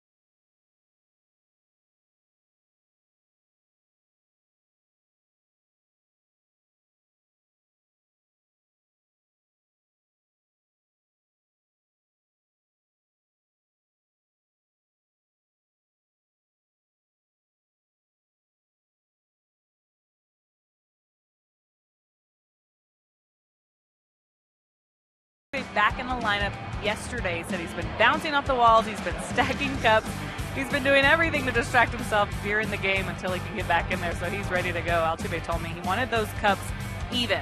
Yeah, it's tough sitting the bench when you're an everyday player. Of course, he was replaced tonight by Marwin Gonzalez, right hamstring discomfort. That's what he left Friday's game with. Missed 3 games before being put back in that lineup. And I actually talked to Altuve today. He said he was starting to feel better. Every day felt like it was getting a little bit better. Not 100%. Of course, we saw him yesterday not running at full speed. He was very cautious and was hoping that the injury was behind him. Not really a full injury, but there was some discomfort. It was aggravated. We're just hoping for the best for Altuve right now, as he probably is getting treatment down in the clubhouse.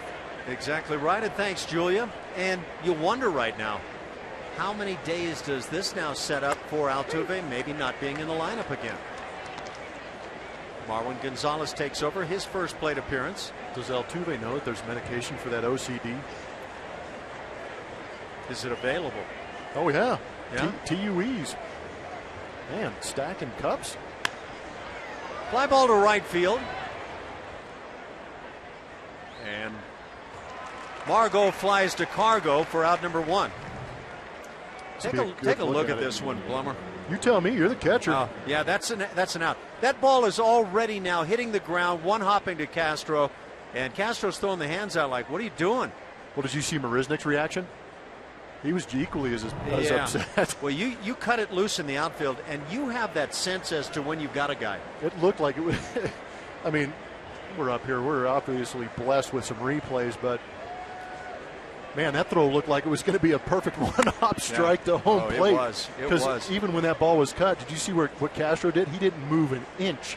He held his ground because he knew it was going to be right on the money. And you could see the throw was not tailing. It was just right over the top. Perfect four-seamer. Of course, even with replays, we don't always get it right. But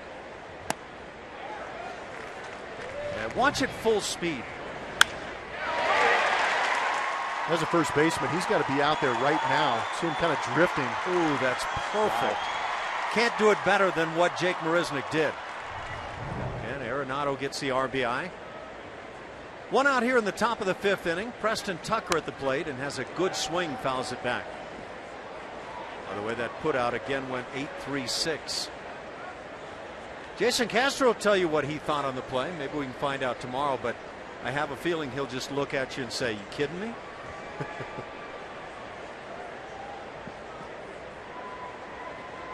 Castro already with a caught stealing tonight, and he's been fantastic, right near the 40% mark this year. 2-2 the count.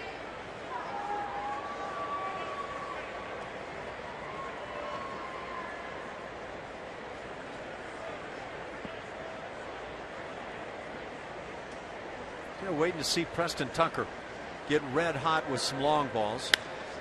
Hits one in the air, and this is deep right center field carrying. See ya. Well, I guess you just have to ask.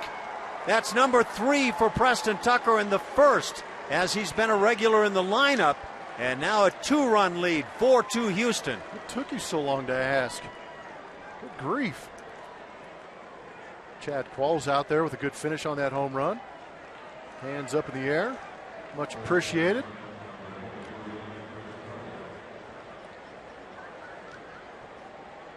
I've bought in. I think Preston Tucker is going to be a dangerous part of this lineup. Holy cow. 26 game this season with 2+ home runs. What's their record? 25-0. Just keep bombing away, boys. Does that change when you come into Coors Field? Do you need to add another home run to that list to maybe get back in that category? Having played here a lot, no lead is safe.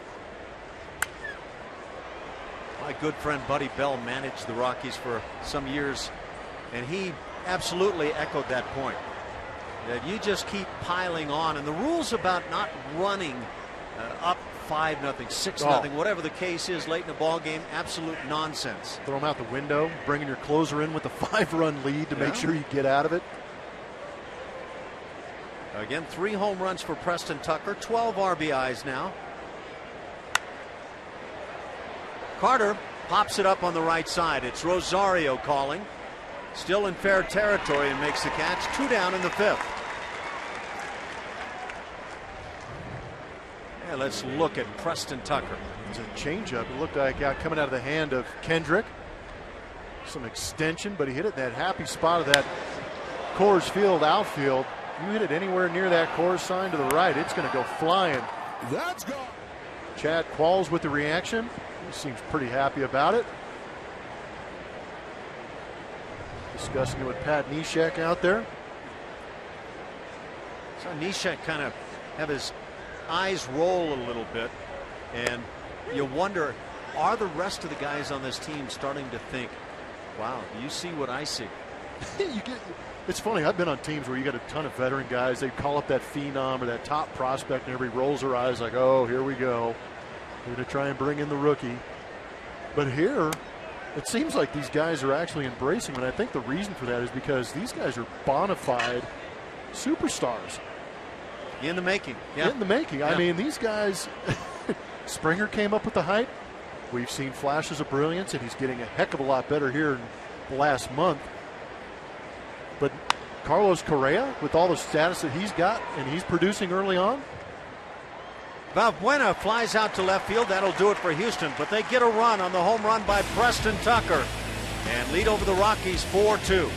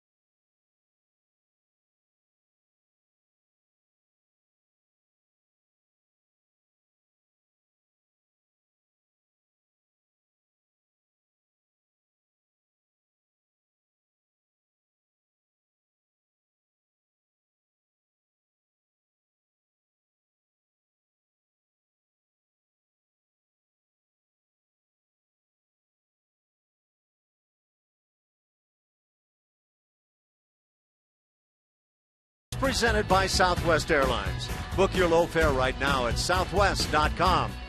And by Geico, 15 minutes could save you 15% or more on car insurance. Visit us at geico.com or call 1-800-947-AUTO.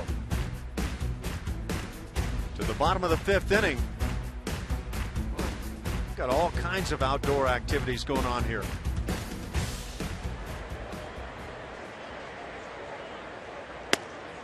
Brett Oberholzer with his first offering finds the strike zone. It's 7, 8, 9 coming up here in the inning for the Rockies. Nick Hundley leads it off. And he's played well this year, .292 the batting average. And the Rockies have been very pleased with the way he has shored things up behind the plate. He pops it up on the right side. Chris Carter drifting back and now makes the catch right in front of Springer, who peels off, and Carter takes a little probably comical look at Springer. I was not looking forward to that collision right there. Springer's probably telling him, man, I could take you. This is actually a really good play. Knowing you're the only man over there on that right side, just keep going until you get called off. I'm not sure Springer was fully convinced he had a chance at it, but go get over there where you belong. I'll make the play in the outfield, okay? That's one out as it brings up Brandon Barnes, who hits one high in the air to left field. Tough time of the evening, but Preston Tucker has no problem with it. 2 down quickly as it brings up the pitcher spot. There's that play, and George Springer was coming on hard. Not only is George a unique talent, 5-tool guy, he's also pretty smart. Get out of the way of the guy that's 6'5", 250. Yeah, preserve your career. Make that good decision. And the Rockies go to their bench as they'll send Inoa to the plate. He played in that series in Houston, the 2 games, hitting .246 on the year. They have Christian Frederick in the bullpen now, loosening. So Kyle Kendrick lasts just 5 innings tonight, leaves trailing 4-2.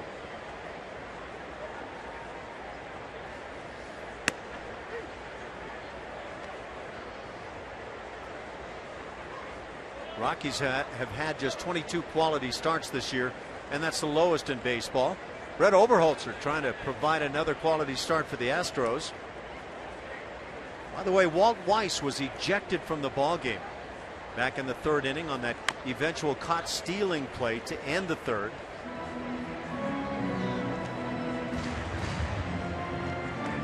So the Rockies no longer with their skip, as they will manufacture with their bench coach.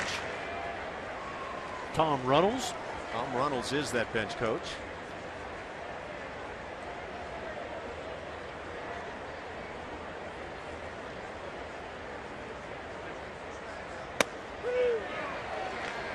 Fastball at the knees as another strikeout is recorded. 4 on the night for Brett Oberholzer. A 1-2-3 fifth inning. It's 4-2 Houston.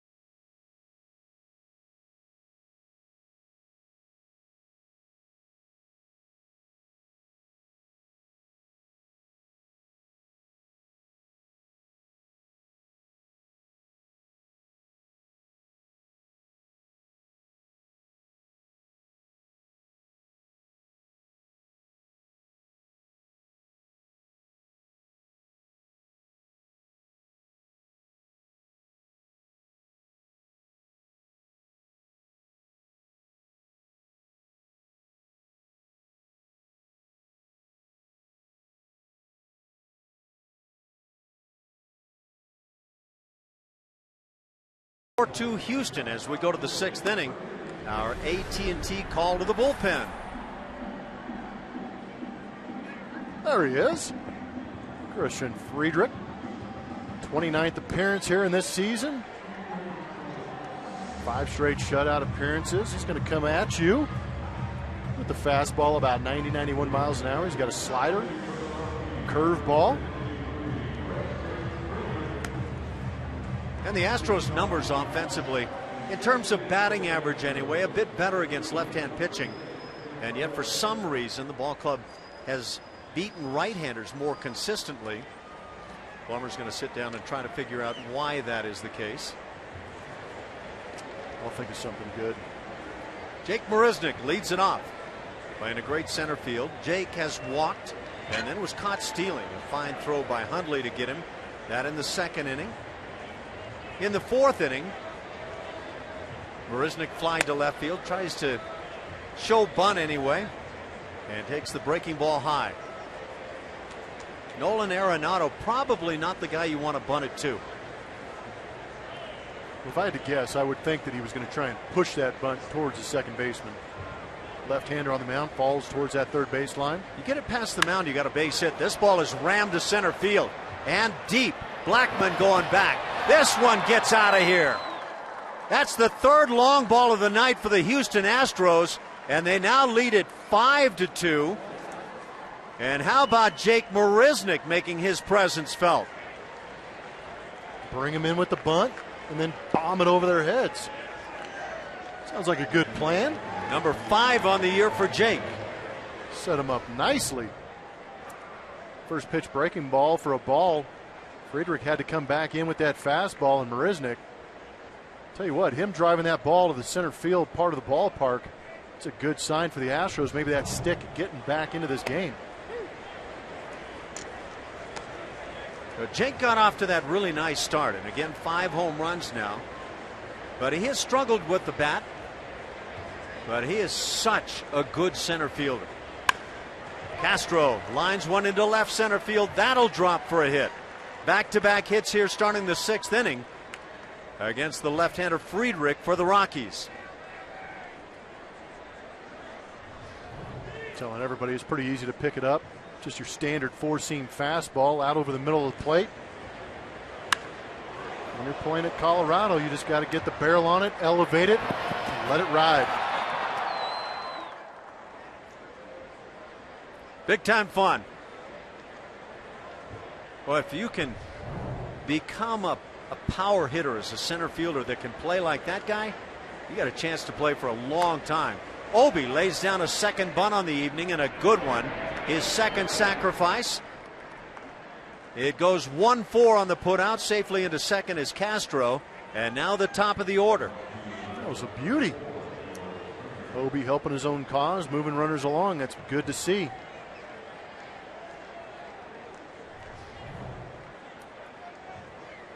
See that ball down early. As soon as you can see the trajectory off the bat as a base runner, you see it down early, take off. Great bunt. He deserved that replay. That was awesome. Might show it again at some point. Am I getting a little too overzealous with the great bunt? Try getting overzealous on George Springer. Are these guys raking? How about Carlos Correa? Yes, you say these guys, and use guy, you are right. Man, make a difference on a ball club. George Springer 3 for 3. All singles, has driven in a run. And chops one left side. It's Tulowitzki with the play. Second out of the inning. Holding at second is Castro. And now Correa comes to the plate. So that's the first time here in the game that the Rockies get George Springer.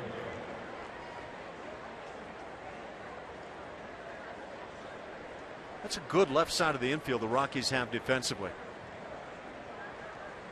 Carlos Correa 2 for 3.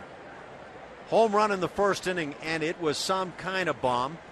Singled infield style in the second, and then lined out to left field in the fourth inning. So that's the only way the Rockies could get him a solid line drive as that ended the fourth. Bit of a hanger taken for a strike.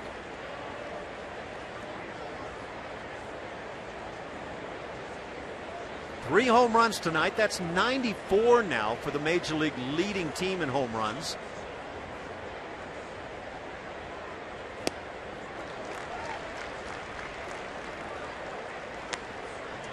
Oh, and 2 the count.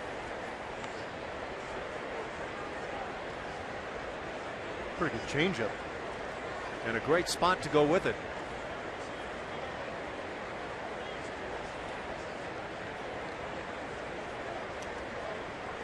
The 0-2 hit in the air right center field and deep. This one tracking at the wall, and that'll one hop up and over. Ground rule double, drives in Castro. 6-2 the Astros lead, and Friedrich is giving it up here in the sixth. And Carlos Correa has his third hit of the night. He's got 7 total bases on the evening.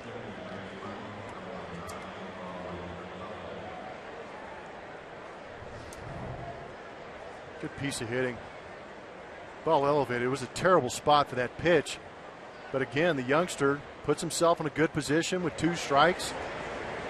Foot down early, head's not moving, sees the ball the entire way in, and does a good job of driving that ball in a happy spot at Coors Field. And that brings in Marwin Gonzalez, who's 0 for 1. He took over for Jose Altuve, who was 0 for 2 with a couple of ground outs, and in each case unable to run well going up the first base line. A.J. Hinch decided that he would just not go any further with Altuve tonight. Well, Marwin might be seeing some second base action for a few days. That wouldn't be a bad thing. Not only does it get Marwin some at bats, he's good on defense, and you give Altuve a chance to heal up a little bit. Marwin hitting .213. So the bat has cooled off, but he has continued, as Blummer says, to play very good defense. Grounds one third base side. Look at Arenado. He'll throw on the run, right on the money. Man can play third base, and that'll do it for Houston. They get a pair of runs. A bomb by Marisnick gets it started.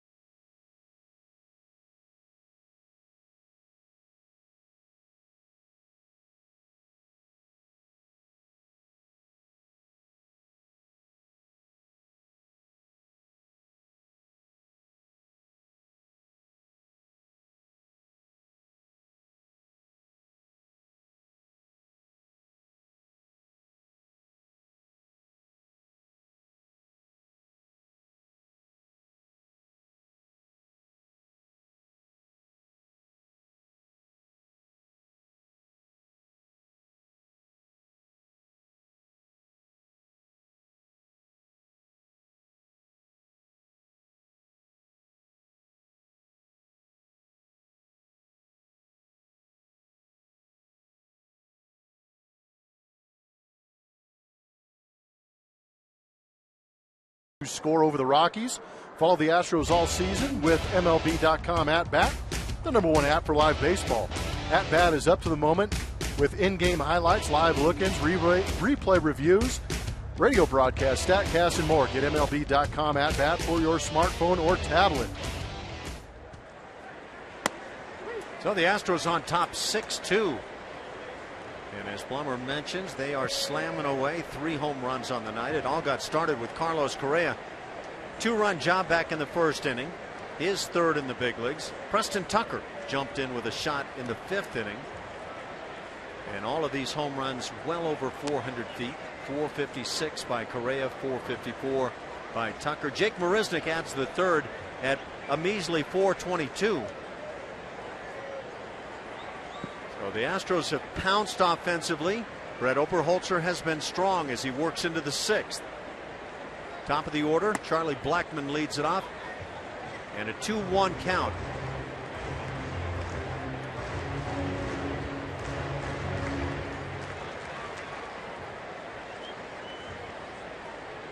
The Rockies in last place in the National League West. Blackmon hammers one to left field. Tucker going back.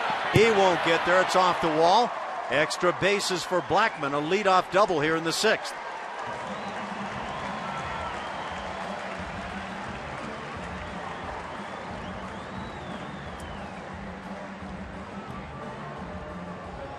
Charlie's having some pretty good left-on-left ABs against Obi.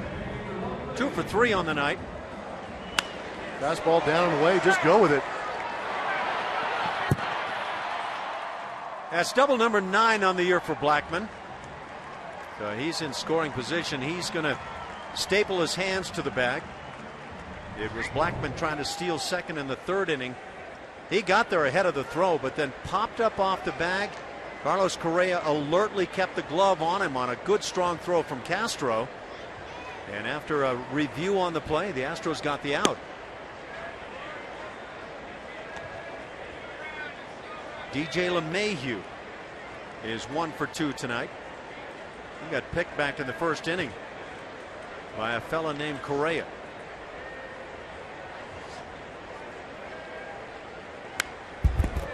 There's a shoot one to right field. Well, LeMahieu has found it offensively this year. And it's an infield now, short, second, third, that not only plays a solid defense and sometimes spectacular, but offensively they are really good.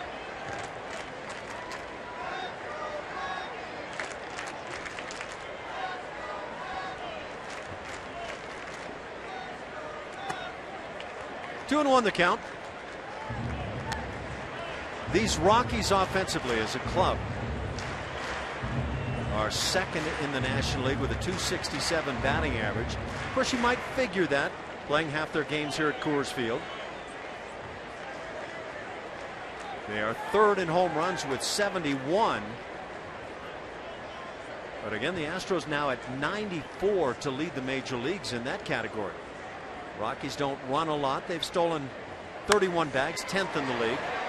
This one is fouled down the right field side and just to the seats.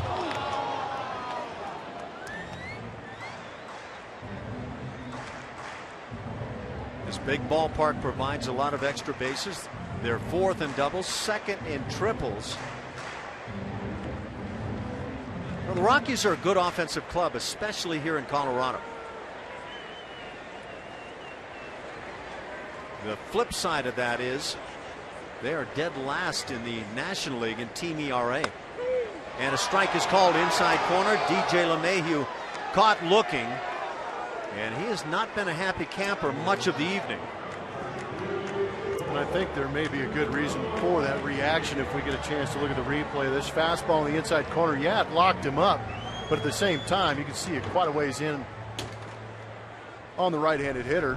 You think any of that might have been a little payback on LeMahieu? Oh, that doesn't happen. That's right. That doesn't happen in this game. So there's no personality or vendettas in these games. Come on.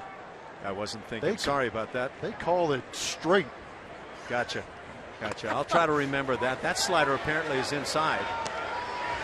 Yeah, it was LeMahieu, by the way, at the plate in the third inning when Blackmon was initially safe and then called out. And I don't know exactly what the argument was about, but LeMahieu got a bit heated, not only with Bob Davidson, but maybe even beyond with some of the other umpires. That's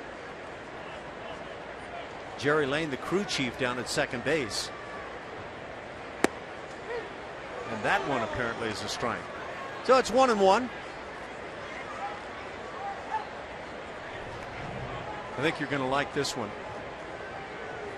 Oh, yeah, we're going edge to edge with Bob Davidson. By the way, of each batter's box. The umpires had their flight canceled yesterday coming from Houston. This is the same crew coming from Houston on to, obviously, Denver. And 2 of the umpires flew with the Astros, 2 with the Rockies. So it was share a ride with an umpire day for both of the clubs.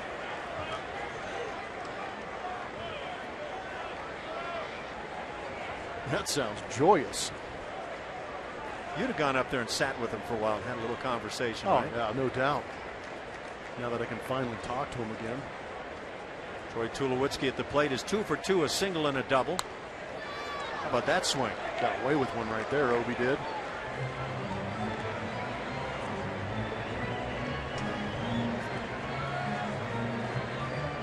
Wow. Don't leave it there very often on this guy. Tulowitzki hitting .307, and he's really just starting to get hot. And I think Jason Castro is going out to remind Brett Oberholzer, you can get away with that occasionally, maybe not very often. Ooh, a couple of good passes.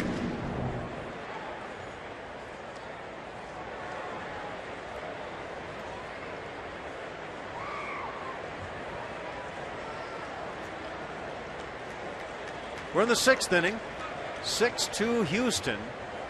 They've hit 3 home runs on the night. The Rockies are yet to go deep. But again, that's what Brett Oberholzer has done on his brief career to this point. He's kept the ball in the yard.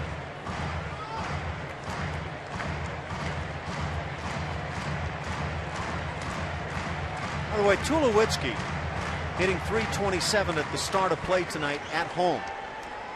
.277 on the road. And that's a common theme for Rockies hitters through the years. The one guy that kind of flips that around is Nolan Arenado. Pitch is hit high in the air, shallow down the left field side. Tucker can't find it and now can, and makes the catch. It's a battle with this tough sky right now. Tomorrow's pitching matchup is presented by Chevron. I want you to care for your car. Colin McHugh getting roughed up a little bit of late. So he'll be going up against Colorado Rockies pitcher Hale. Dave Hale. Sorry about that. Thank you for picking me up there, Ash. Yeah, it's tough. Actually, you don't see these National League clubs, and you get some of the names that are not nationally known. It can be really tough. As Brent Strom goes out to the mound. Yeah, so I'm with you. I'm trying to play catch up with these National League teams. It's so unorthodox to be seeing these Astros not playing here a little more frequently with the National League, American League situation going on. But I'm kind of curious to see how Colin McHugh needs one of those bounce-back games. I wonder if this could be the place where he does it. This is a tough ballpark for a guy who throws a four-seam fastball.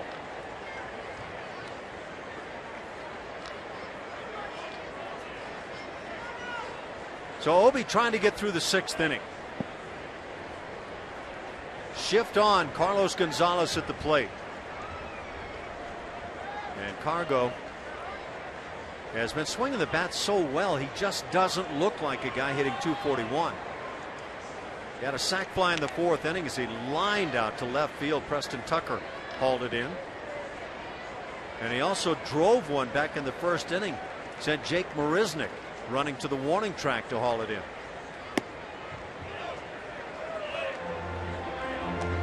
Talk about the sky and how difficult it can be. Tucker a couple of times said, where is it? Yeah, I got it now. And maybe just the one time. but those eyes really stayed riveted on the baseball.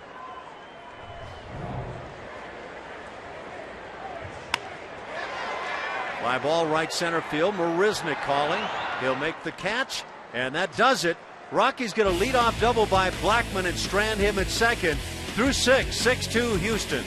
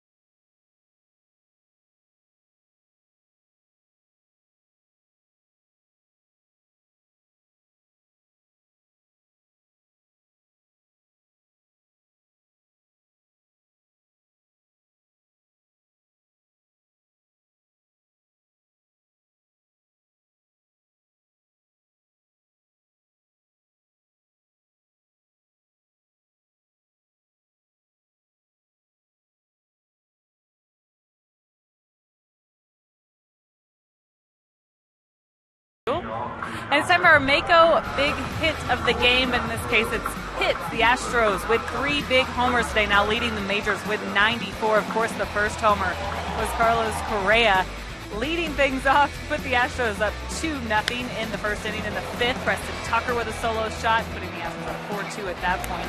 And in the 6th, Marisnick joins the home run party here at Coors Field. 3 bombs for the Houston Astros, something the offense knew coming in, especially with the conditions here at Coors Field in the thin air. They were hoping to take advantage, keep those bats hot, and I'm actually sitting in this purple row here at Coors Field. This marks the city 1 mile elevation point. I'm 5,280 feet from sea level right now, but the row is painted purple to show that I'm 1 mile high here here in the Miles High City, guys. This is really, really high up. Did you bring your oxygen tank? I might need it. It's like climbing Mount Everest up there. This is pretty cool, though. Joe, you pull out your iPhone and dial in a little John Denver, who sang about Rocky Mountain High. It looks like she brought all her friends, too. Yes, she did. Tucker lines one down the left field side at the pole. It goes foul. Preston Tucker has got some, I don't know if I want to call it uncanny power the other way anymore.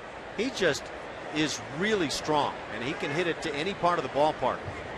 Strong and a good swing. 1 for 3 on the night. Launched his 3rd home run in the major leagues back in the 5th inning. That made it 4-2 at the time as the pitch is fouled back. The Astros struck for a pair on the Carlos Correa 2-run shot in the 1st inning. Led it 2-0, made it 3-0 in the 2nd inning. RBI single by George Springer, who has 3 hits on the night. Rockies put their 2 runs on the board in the 4th. The Astros added 1 more in the 5th inning. That came on the home run by Tucker, as this one is hammered but fouled down the left field side. Counted 1 and 2 on Preston. That ball was way beyond home run distance.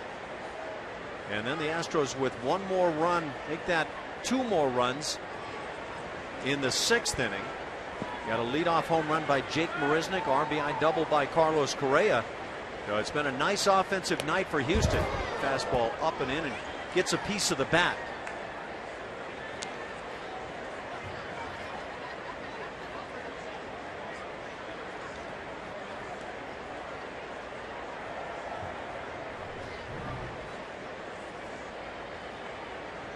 Those pitches out over the plate, start leaning that way a little bit. Pitch up and in. Good thing he got out of the way and nothing was hurt. That's a strike to LeMahieu. Might have been inside of a strike to LeMahieu. Bullpen for the Rockies, heating it up.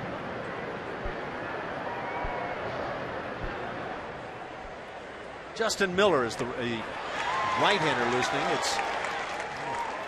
Let's see. So Preston Tucker down on strikes. First out here in the 7th inning. Look at Julia hanging out up there with Bob Uecker. She's got some buddies that just arrived. I know, they wanted to have their pictures taken in these seats. These are closed Look off you right now. But I wanted to show the purple seats, and when you sit What'd you do to make those people run away? No, they just wanted their picture They're taken. like, I need "Oh, him to take a picture of me. They said, "Oh, that lady's up there. I got to leave now." That lady. Wow. That Root The lady in Sports red, lady. right? Yeah. Lady in red. No, I actually got a chance. If you go behind on the upper deck concourse behind me, you have some gorgeous views of the mountains and the sunset. I captured a photo or two. I'll have to send to you. So is this why you weren't Gorgeous. around for the last 4 innings? Maybe so. I might have I thought you were in somewhere. better shape than this, Julia. The stairs up here, guys. I'm still out of breath, and I did it 10 minutes ago. You were bragging a little bit about your run earlier today and how you didn't pass out. You were a I really superhero. was. I felt like one. Everyone told me to be careful when I was running at this altitude because I might pass out, and I didn't. You need to bring. Now I feel like it. You need to bring producer Carl Patterson up there with you for a little run. He's been battling the altitude, I think. Chris Carter at the plate has doubled in 3 at-bats.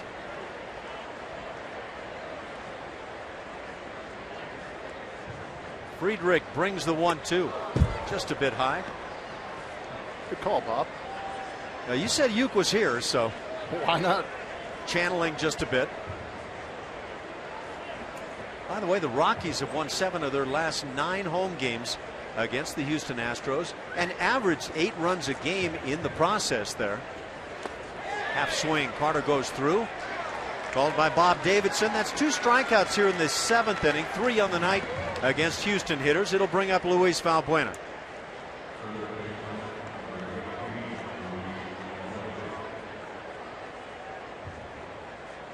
Valbuena 0 for 3 tonight.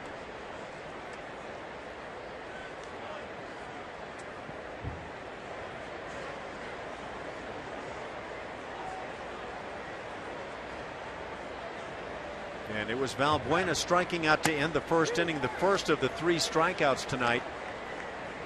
As he takes a strike, 10 hits on the board for the Astros. 3 for George Springer, 3 for Carlos Correa. That top of the order has been hammering away. This one hit in the air, and that is deep left center field on the long run. And getting there is Barnes. And that'll do it, a 1-2-3 7th inning as Friedrich shuts him down. But the Astros lead over the Rocks 6-2.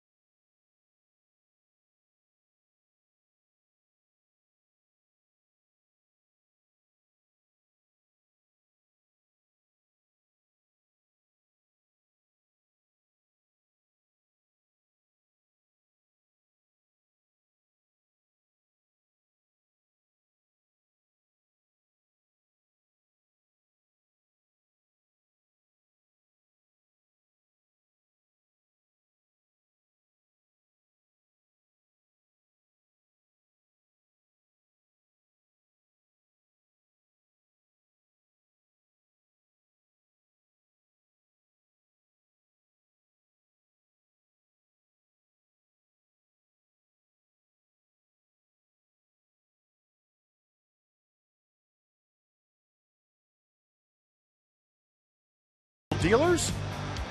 Obi going up against pinch hitter for Kyle Kendrick in Noah. Got away with one down the middle, but a good slider down and in, gets that foul ball. But we noticed that he's being a little bit more aggressive on that inside corner. I'm sure they assumed him maybe pitching away to some of these right-handed hitters, but that fastball in the inside corner can lock up some right-hand hitters when they're not expecting it. A great pitch. Astros fans happy here in Colorado this evening. 6-2 Houston. We go to the bottom of the 7th inning. 5-6-7 up, 7 coming up for the Rockies. Nolan Arenado will lead it off. He's 1 for 2. Had an RBI base hit in the 4th. RBI number 15, or rather 51. And he keeps this one fair over the bag. Extra bases down the left field line. Nolan Arenado is lighting it up for the Rockies. A leadoff double in the 7th inning will bring up the first baseman, Wilin Rosario.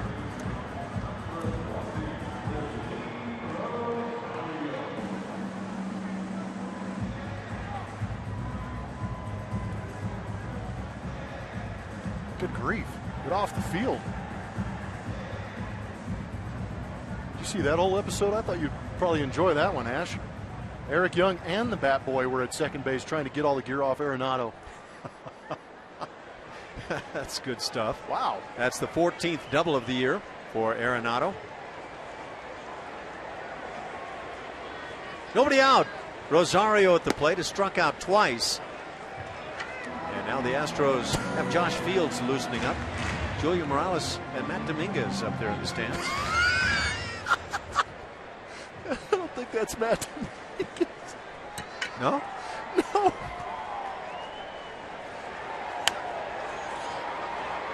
Matt Dominguez, by the way, yesterday claimed by the Colorado Rockies AAA club.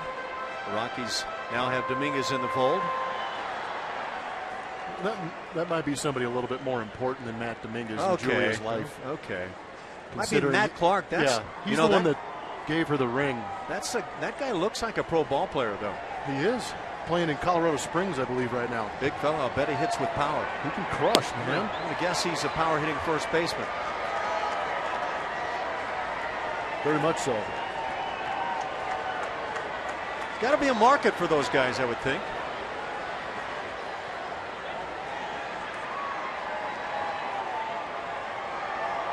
Nobody out here in the inning. Rosario at the plate with a 2-1 count. And now 2-2 on the Rockies' first baseman. Nick Hundley waits on deck. Question right now, Obi out there, only 78 pitches in this game, bottom of the 7th, nobody out, but I would imagine that leash might be relatively short. You want him to continue, but at the same time, you want him to be able to retain that eligibility to get the win. Quality starts are nice, but it's all about the W right now. Yep. Ground ball to short. And now they possibly had an out shot at second base. Took Marwin a little bit of a time to get to the bag. Otherwise, I think they may have had a shot at Arenado. But Correa makes sure to get an out on the play, and that's always crucial.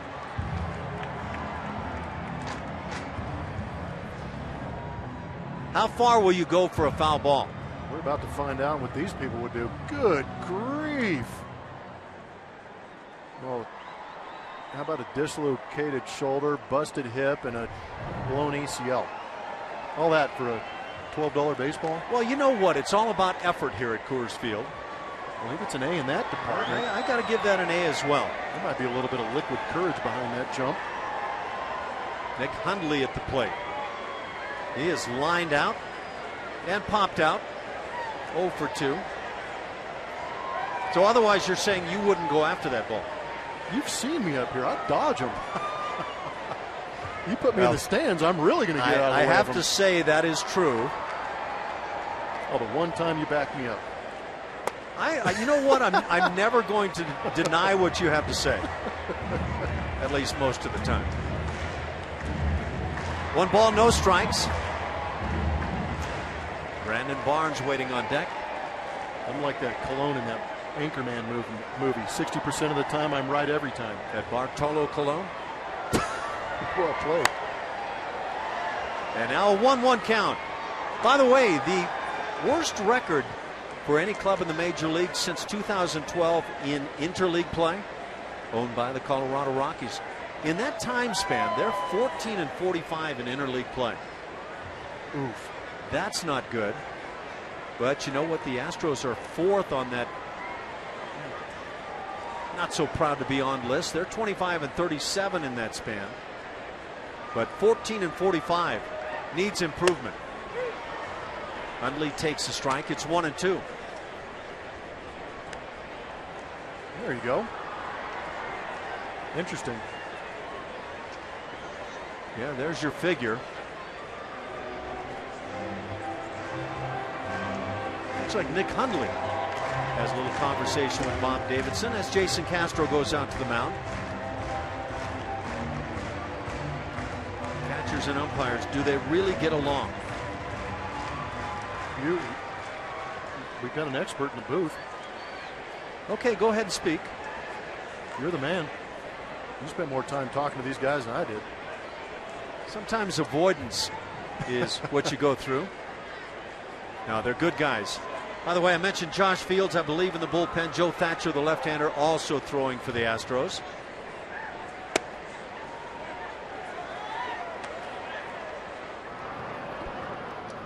There's Thatcher along with Josh Fields.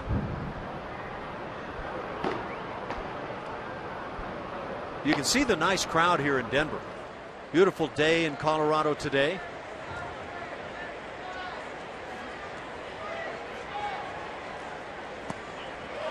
As the count goes filled, 3-2, 1 out in the 7th inning. And if Obi loses Hundley, you would think this might be the last man he faces.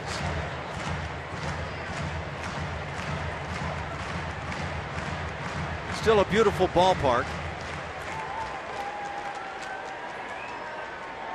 To left and center field, rather spacious, but light air takes care of that.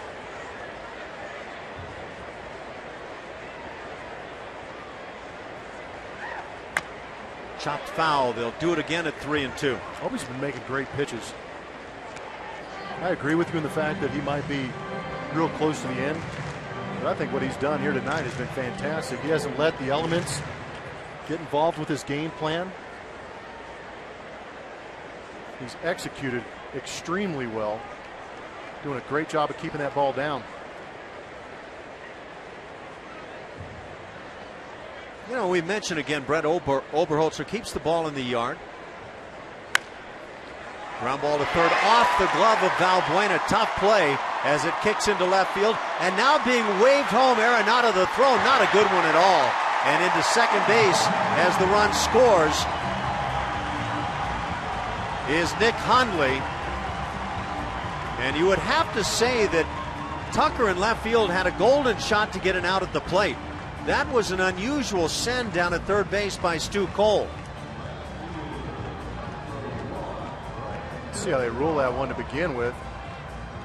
But yeah, it got real interesting after it deflected off of Valbuena. Get a look from behind here. Kind of that in-between hop. Might be scored a hit. Kind of a tough hop. That's a pretty tough play. A.J. Hinch is out at the mound. That's going to do it for Obi. But watch his play. Well, it didn't look like Preston Tucker came up with the intent to throw. It looked like it shocked him a little bit. And that's the thing. You want to make sure you're ready for that possible throw. Single in an RBI. And second on the throw there. It's 6-3 as we go to the bullpen.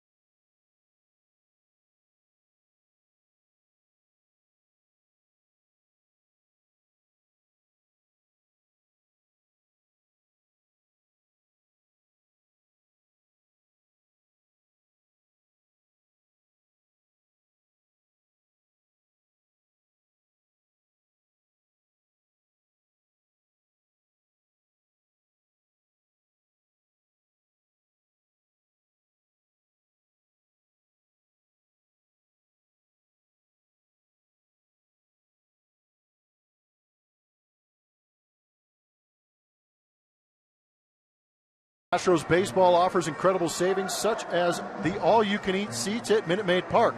This incredible deal scores you a ticket and unlimited ballpark favorites starting at only $35. For more information, visit astros.com/value or call 1-877-9-ASTROS.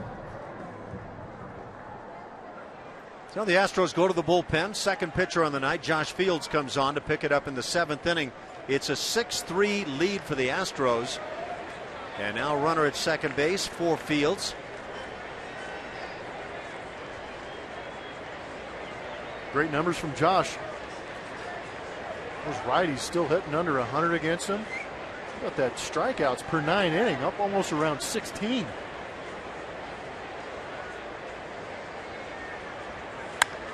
Pitch is popped up on the right side.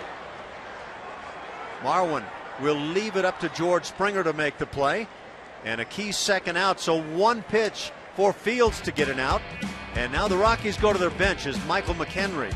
And their backup catcher will come and bat with 2 down, a runner in scoring position. See what the relief for the Astros has looked like in the last 5 games as compared to the previous 6. Those last 5 games eating up some innings. Saw some issues with McCullers coming out in the 5th. Velasquez coming out in the 4 2/3, but the opponent batting average, are you kidding me? Cut that thing in half, and that's how it leads to that 0 earned runs over the last 5 games. Good stuff. These guys are allowed to slump a little bit too out there. They've done a great job on the year as a whole. Yeah, and you would have to say on the entire season, that was just a kind of the glitch on the radar that showed up, and now they're kind of back to their thing. So McHenry is at the plate.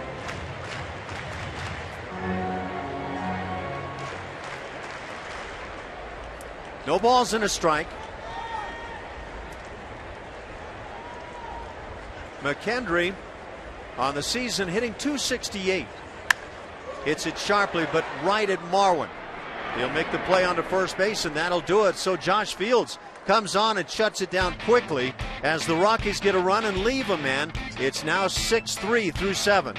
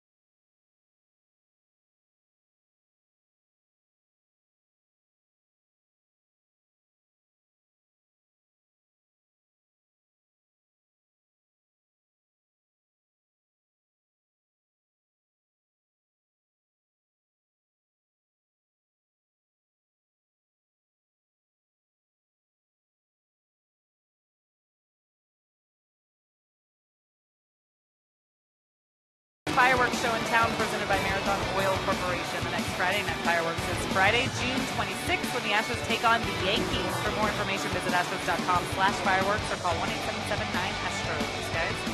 Thank you, Julia. Did you have fun up there on that purple line? I was going to ask, Ash, who is that I'm sitting with? I don't know. You know what? I thought for a moment it was Matt Dominguez, but I have a feeling that could be Matt Clark. No, Matt Dominguez is reporting tomorrow to his new team just down the road. But that is Matt Clark. That is my fiance. It's not some stranger I make friends with in Colorado. You just don't take random selfies with anybody, do you? No. Well, I guess I do. I do sometimes. I take that back. Yeah, that's nice. Congratulations. Hope you're having you guys fun. Are sneaky. We go to the 8th inning, 6-3. The Astros lead it. Your first place Houston Astros. And it's kind of A little bit of all Texas right now in the American League West.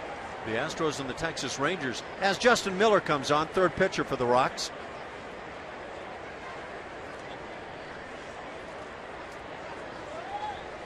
Just called up today from Albuquerque. Signed back in the winter, back in November by Colorado. This is inside on Jake Marisnick, who is 1 for 2 with a walk. But that one, a big one in the 6th inning. His 5th home run of the year. And made it 5-2 at the time. The Astros added one more in that 2-run 6th. RBI double by Carlos Correa, who's driven in 3 tonight. Has 7 total bases. A home run, a single, and a double for Carlos Correa.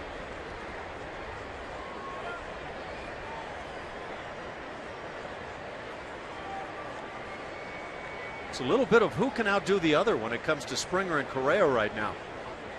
George Springer with 3 hits on the night. 2-1 now on Marisnick.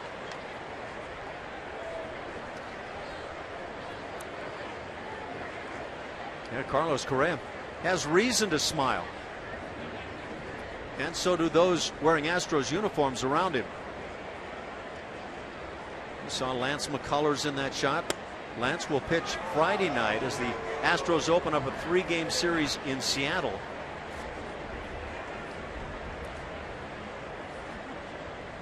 Boy, has he been impressive.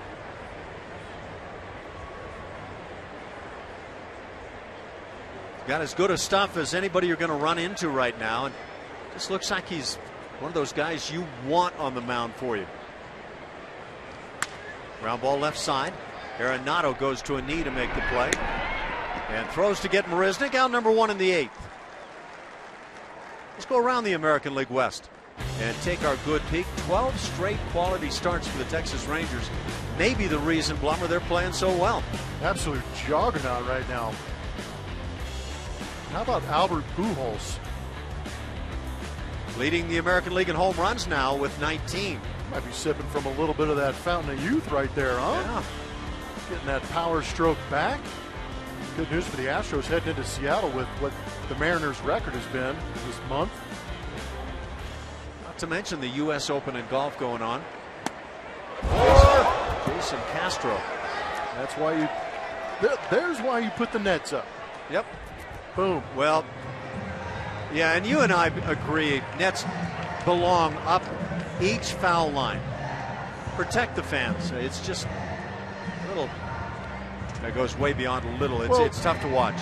Here's the thing. You see that the net could work. But how about, remember when I played when there were no nets or screens in front of the dugouts for a long time? Yep. What did they do? They put nets in front of the dugouts. Why are they protecting the players and not the fans? Did you ever play at Vero Beach in spring training, the Dodgers' old site? Yeah. Castro lines one into right field. That's a base hit for Jason Castro, his 2nd hit of the night. He's 2 for 3. He's scored a pair of runs, also drawing a walk. So Jason Castro taking advantage of things here at Coors Field. Yeah, Vero Beach had no screens anywhere. And you were within about, depending where you were sitting in the dugout, you might have been 35 feet from home plate. That's generous. So now a pinch hitter. And this could be, as Josh Fields will be pinch hit for. Now, this is a great way for A.J. Hinch to be able to use Evan Gattis. Maybe get him a pinch hit at bat each night. Well, that's what's great about the Astros being in the American League. They have the DH. So Evan Gattis has plenty of at-bats coming into this game. So his timing, his rhythm is still there. And like you said, Ash, get him at least 1 at-bat a day so he's still seeing some live pitching. So when they do head back into the American League arena, he really doesn't miss that much of a beat. Goes right back into the DH role. High chopper. Trying to barehand and make the play, and making the play. Wow, that's quite a play by Justin Miller. 2nd out.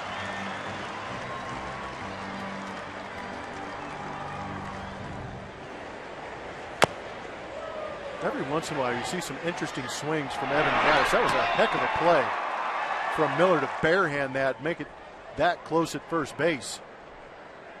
questioning the stride from Rosario right now, but it looks like he may have beaten it. May have gotten the out. Well, that was very close. Normally you'd like to see that first baseman with his right foot on the bag and stretch towards the throw. Watch how the barehanded effort is made, and then you wind up kind of swinging the arm down. Ooh, see how deep the first baseman caught that? He caught that in the baseline going towards second instead of striding towards it to beat that runner at first. I don't know if this is going to be enough to overturn the call, but I'm not so sure they got Evan on this play. And they're going to review it as AJ tries to get a knock for his DH. Did it look like Evan was actually trying to do that on the swing, though? It looked like he was trying to bury it. He sticks his head down on the baseball so much. I have long felt that watching these barehanded plays, it doesn't speed up the play. I would like to see the first baseman. See how he's striding in the baseline? I would like to see him stride towards that baseball and not make that a close play. Yep. Well, you're right. No way around it. What do you think? Is this enough evidence to overturn the call? For me personally, I don't think so. Yeah, I probably agree. Did they get Evan Gattis on the play? No. But is it enough evidence to turn things around? I don't know.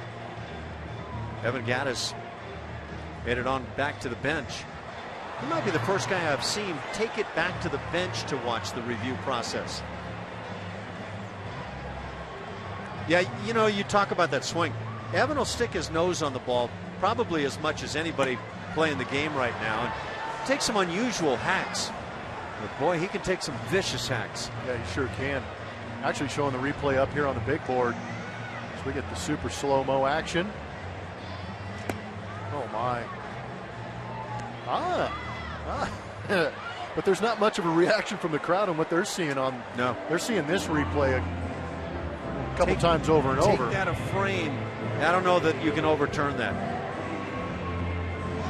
And aptly the scoreboard is playing Let It Be by the Beatles. And that will still be an out. That's the second out here in the top of the 8th inning, as George Springer will come to the play. Heck of a play by Miller. Sure was. Into scoring position now at second base is Jason Castro. George Springer is 3 for 4.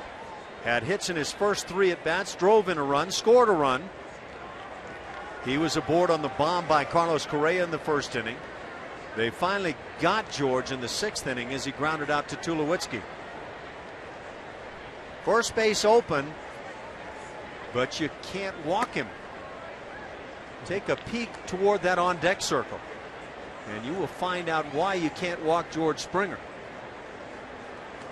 That man, who is also 3 for 4, who has 7 total bases on the night, 3 RBIs for the Astros.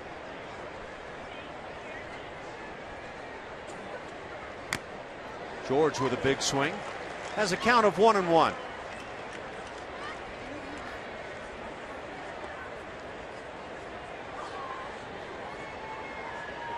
And again, having Correa right behind Springer should give George some golden opportunities. Saw him take a glance toward right field. Might he take a shot that way? And he can get some swings. Just seems when that pitch gets around 93, 95 miles an hour, he has a tough time. You see that? Those 2 pitches right down the middle. Yeah, those are the kind of pitches you want to center up. But he is at least making contact right now. And there were times, quite frankly, when the bat was simply under the baseball. Got him on the breaking ball that hangs up and in. So Springer retired for the 2nd time tonight. The Astros failed to get a run, still lead at 6-3.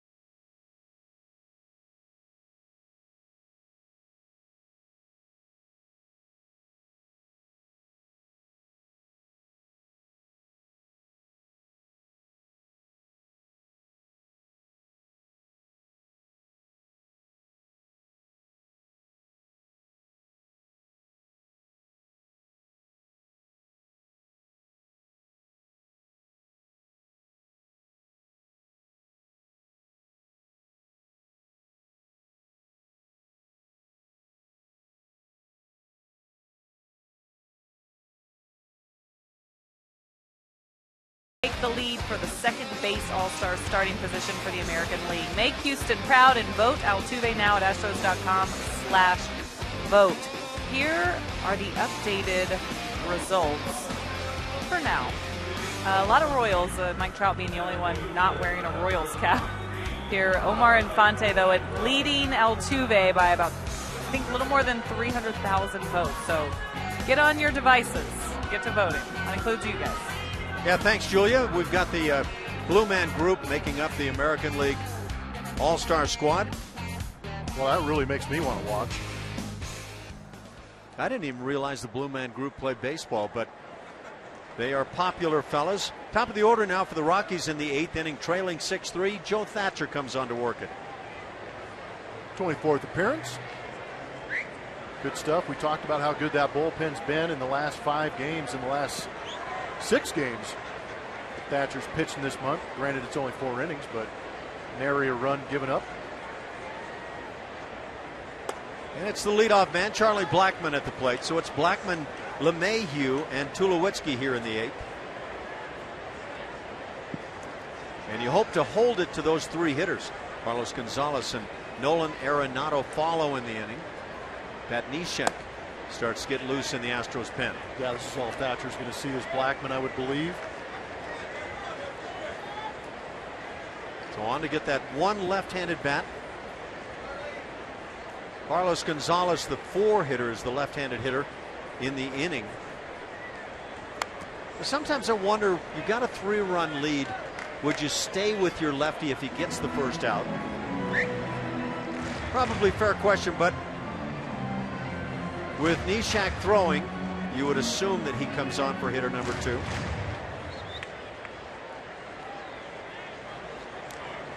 Charlie Blackmon is 2 for 3 on the night, a single and a double, and was caught stealing. It was Blackmon in the 3rd inning that made it initially, but then hopped off the bag. Carlos Correa kept the glove on him, and after a review, the Astros got the out.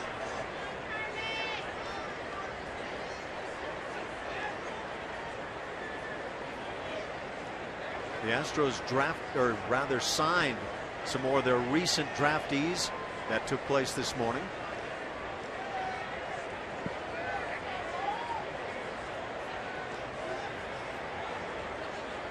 It seems that the Astros just had a terrific draft. There's your out to start things as Blackmon strikes out. And now that's going to do it. So A.J. Hinch is coming out. He points to Neshek in the bullpen. So Thatcher comes on to face one man, strikes out Blackmon. And now the Astros will bring on pitcher number 4 for the evening as you see the punch out.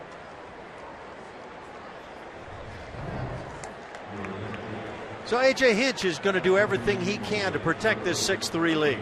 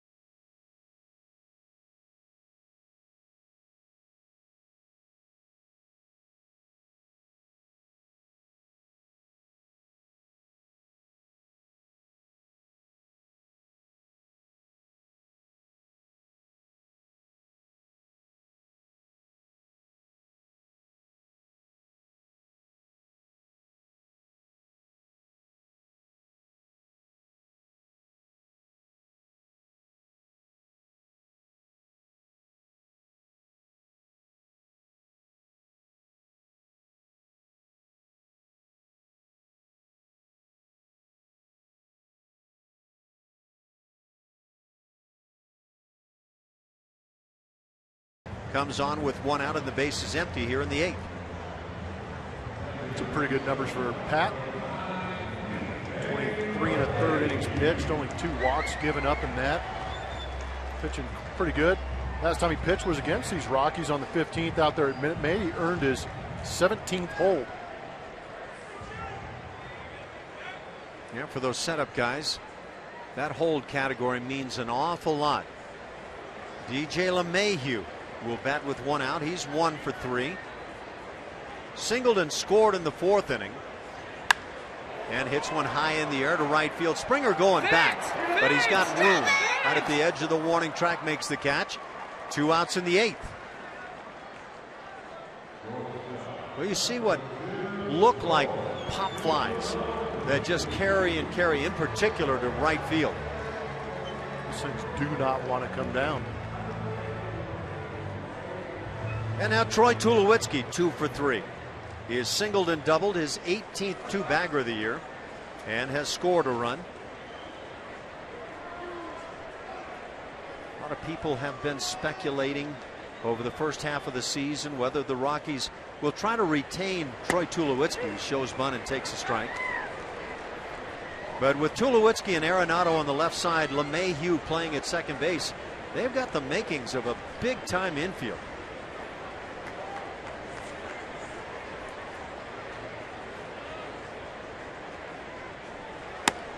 And another strike. 0-2 the count. By the way, the Astros 6-1 in interleague play this year.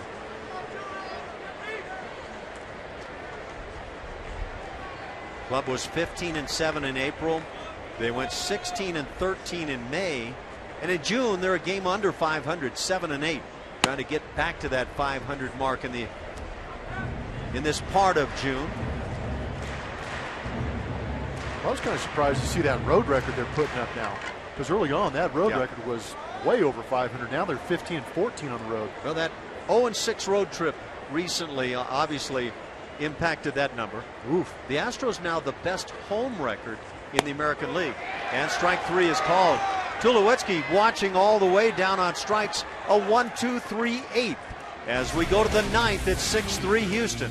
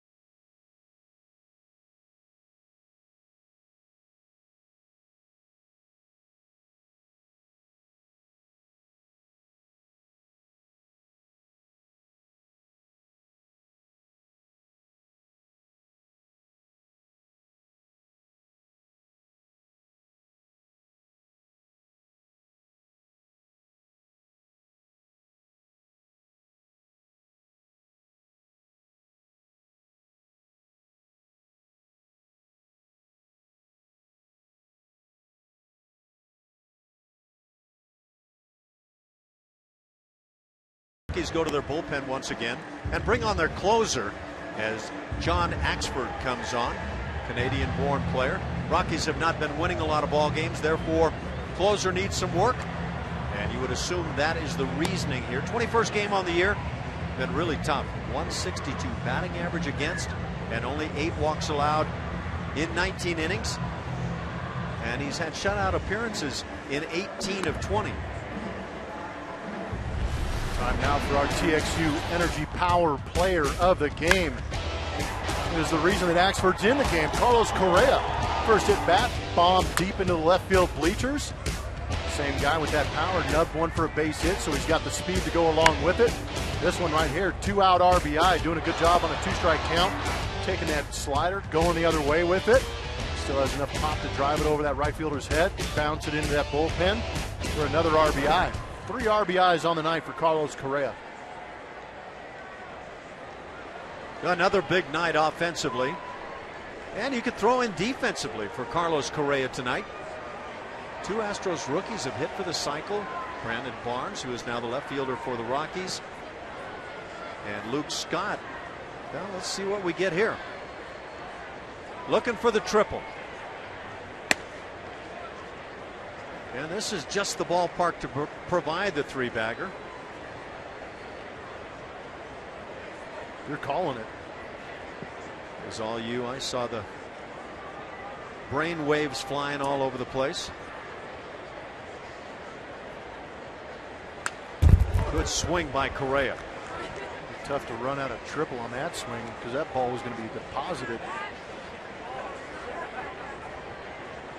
Yeah, I know you and some others saw some of the numbers on ball speed coming off the bat of Carlos Correa versus other major leaguers. Yeah, he's up there with some of the, the David Ortiz's, the Alex Rodriguez, those types of just consistently when they barrel it up, it is coming off the bat in a hurry. Makes a high breaking ball. 2-1 the count. Giancarlo Stanton was on that list. So you're going to say with those names that Carlos Correa was on that list? Yes. That is exit velocity off that bat. Some kind of impressive stuff. Big, strong, young shortstop. Takes a high strike. 2-2. It's okay. Stay within yourself.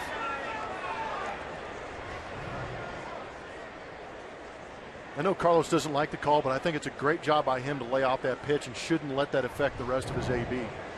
Bob Davidson, one of the saltier, crusty umpires in the league, maybe sending a little bit of a message. That fastball's up and in. Looked like Carlos was in that almost dive mode to cover the plate.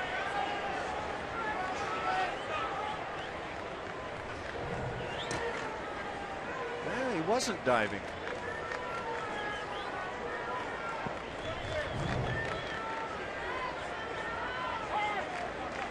Carlos gets timeout. Has a 3-2 count. We're in the 9th inning. 11 Houston hits, 8 for the Rockies. The Rocks have committed the game's only error.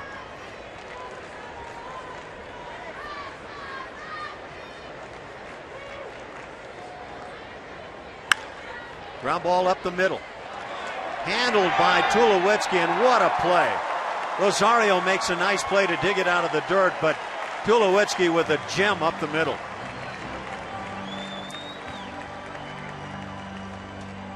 See some highlight reel swings from Carlos. You're going to see another one right here because of that guy right there. That was a heck of a play. This ball was hit well, too. Nice big hop. That was an in-between hop that he swiped at and gloved right there. And realizing that Carlos Correa can run a little bit. See how quickly he got rid of that ball? Yeah, that's what I was thinking about. Watch this. One step and turned and gone. That's pretty darn impressive. Credit Rosario with a good pick, too.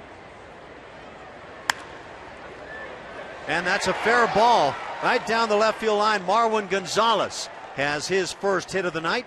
He's 1 for 3 with a double. It comes with 1 out here in the 9th inning and brings up Preston Tucker.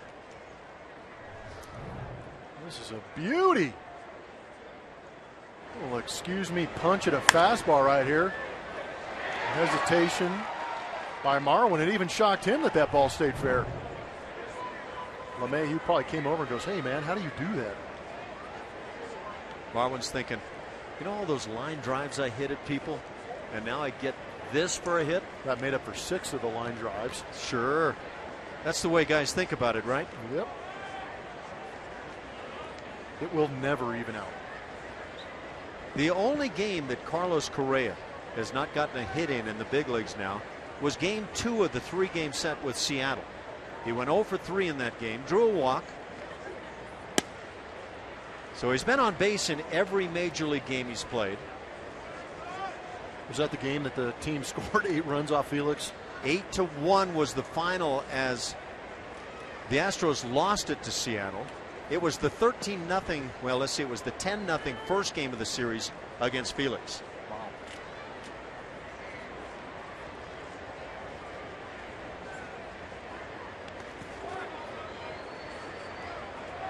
So the Astros in that Seattle series came back and won game 3 13-0.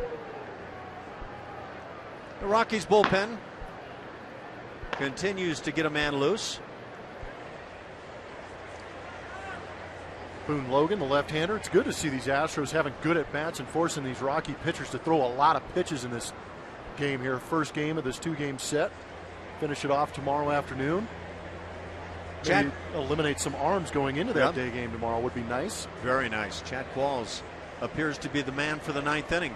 There goes the runner from second, and it's an uncontested stolen base for Marwin Gonzalez. Axford is still bringing the gas, 95 on that heat.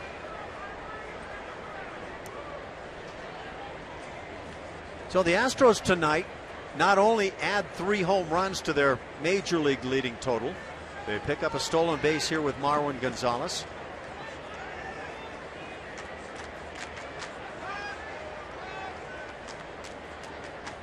'53 stolen bases for the club. 96 on the heat. That one's going to be tough to get to, that high gas. And the infield is drawn in for the Rockies. They're trying to keep it a 3-run game here in the 9th inning.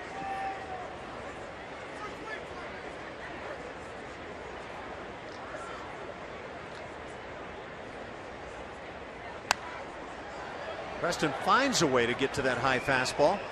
Count stays at 2-2. Home runs tonight by Carlos Correa, Preston Tucker, and Jake Marisnick.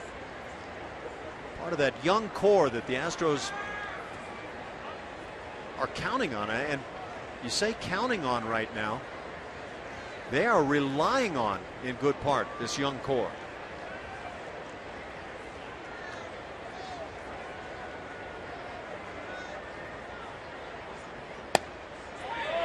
Just outside. That was nasty. Cheese on that lower outside edge.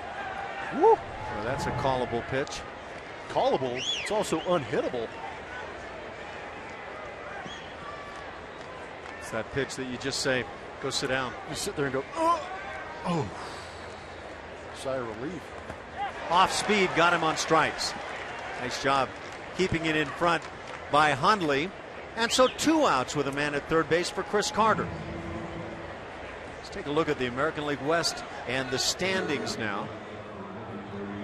2.5 games in front of the Rangers. Oh, what a surprise that is for me. They're leading the Dodgers right now 4-0.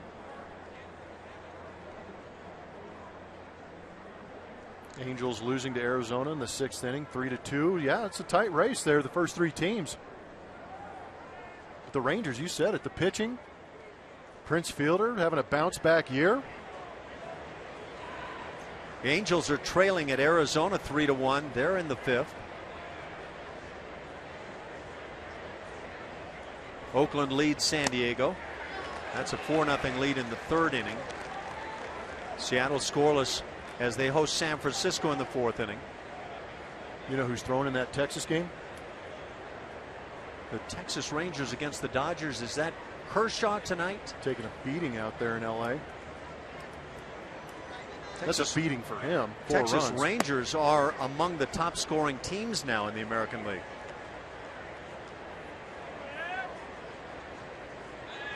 Prince Fielder and company. Who's that? Joey Gallo. Joey Gallo's made a big difference, hasn't he? 5th home run in that game. Texas Rangers are the 2nd best scoring team in the American League. I imagine you could guess quickly. I won't put you on the spot, but the Toronto Blue Jays are scoring just about 5.5 runs a game, and the next best team is the Rangers at about 4.5 runs a game. A full run better than anybody else are the Toronto Blue Jays. They kind of rake. Seattle at the bottom of the pile. Carter fouls it off. It's 2-2 on Chris. Where did the Astros stack up? They are 6th in the American League. And the top 6 teams, Toronto, Texas, New York, Baltimore, KC, and Houston in terms of runs per game. It is not evenly balanced in terms of games played, and I turn to the runs per game. Carter hammers one right center field. This one is deep. This one is out of here. 2-run home run, Chris Carter. And a 6-3 game goes to 8-3 as Carter launches the 4th Astros home run of the night.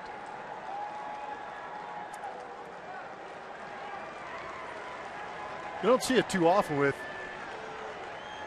Chris Carter catching up the cheese, but you know, if the big man can barrel up some noise that Axford's bringing, you know he can crush it. Ball was annihilated. Well, he got himself a breaking ball, that's why. Flipped one in there, kept it in the strike zone. Carter, nice piece of hitting. I don't know if Chris is going to see that breaking ball now for a while, at least from the Rockies. Great play by Chad Qualls. Chad Qualls has been a busy man defensively tonight. Well, the Rockies will go to their bullpen once again. It's now 8-3 Houston.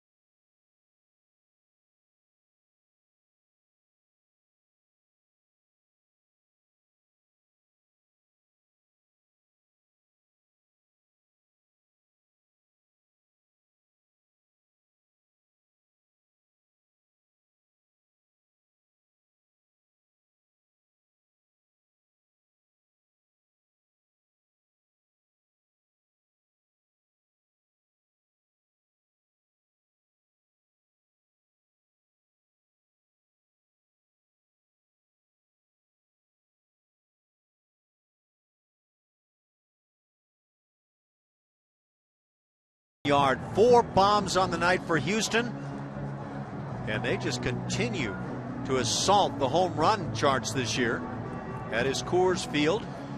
Pitcher number 5, Boone Logan, comes on to try to close out the top of the 9th inning. Gonna look at Boone, see what he's done. 27th appearance coming into this game. Lefty's having a real tough time, throws pretty firm. 92.1 miles an hour to be exact. Slider at 81.8 miles an hour. Those are averages on the season. We know here they had the Blake Street Bombers. Why don't we have the Crawford Street Crushers? We're done on that. Some kind of nickname has to come about, right? Oh, man, I got to call my agent and trademark that. Get some T-shirts made. Get that retirement package lined up. So you're gonna make it all happen on one name, yeah? Yes. Wow. I'm in. That's good. You need to write a song that sells billions out there. I think that's the way to go. Oh, yeah. Write a hit song. I gave it to Carly Rae Jepsen and she ruined it. You wrote that one. Yeah. The really, really, really, really, really, really song. You know, I thought that maybe that came from you. What just happened? Please tell me nobody's recording this. Good times. It's game 1 of the road trip. Yep. Strap in, boys. 2 in Colorado, 3 in Seattle, 3 more coming up in Anaheim against the LA Angels. It's not our job to make sense of it. Oof. No, that was a whole lot More velocity than 92.3 miles an hour. Yeah, I'm looking at the numbers again because that shocked me too.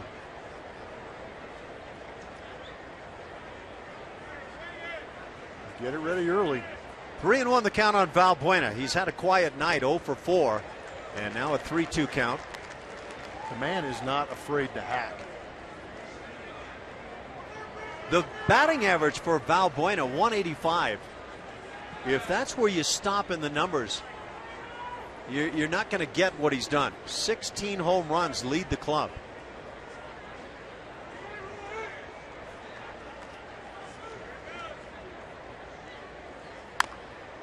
And he chops it foul. 95 home runs for the Astros this year. And all 29 other clubs are looking up at the Astros. One more game here in Colorado, they might get into triple digits the way they're swinging it. It's a good look at Jed Lowry on the left, back on the road. Finally got that cast off. And drawing the 2-out walk, Valbuena heads on down to first base. Jake Marisnick will come to the plate, and he owns one of the 4 long balls tonight.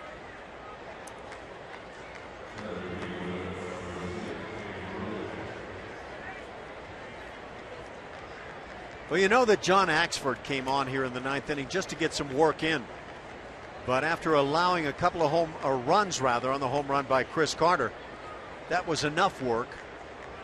And again, just the 3rd time this year that Axford has given up any runs.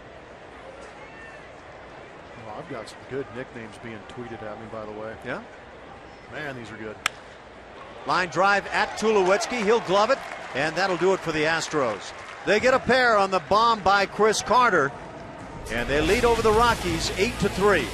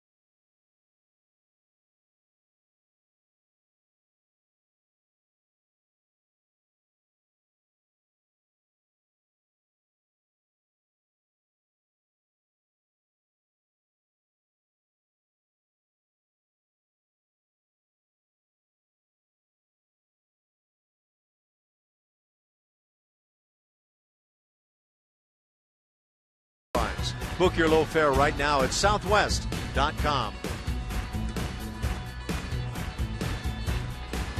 Downtown Denver. You drive really fast here.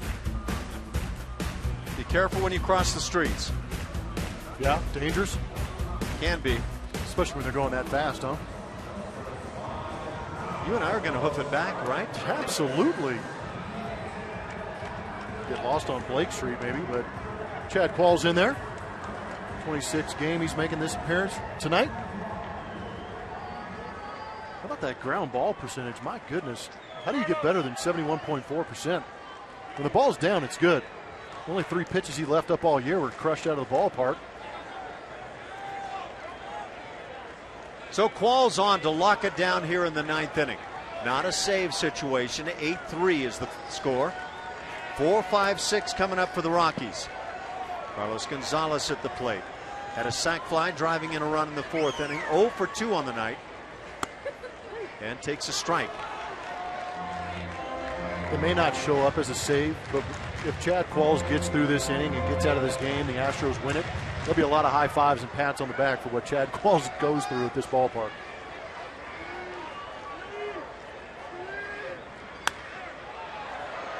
Pop foul down the right side, back to the seats. 0-2 the count. Pretty much want to pat any pitcher that gets out of this stadium unscathed with the pat on the back. You know, that said, how about Obi tonight, the job he turned in? Have you seen, look at his line. It's great.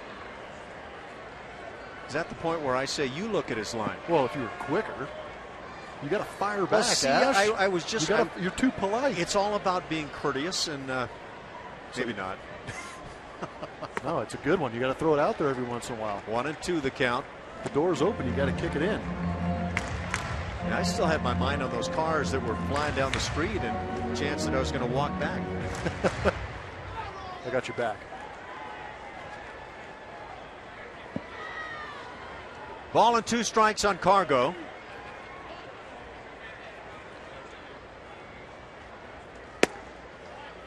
And now 2-2 the count. Shift on. Even Luis Valbuena on the left side is playing at a shortstop position, pulled toward the bag at second.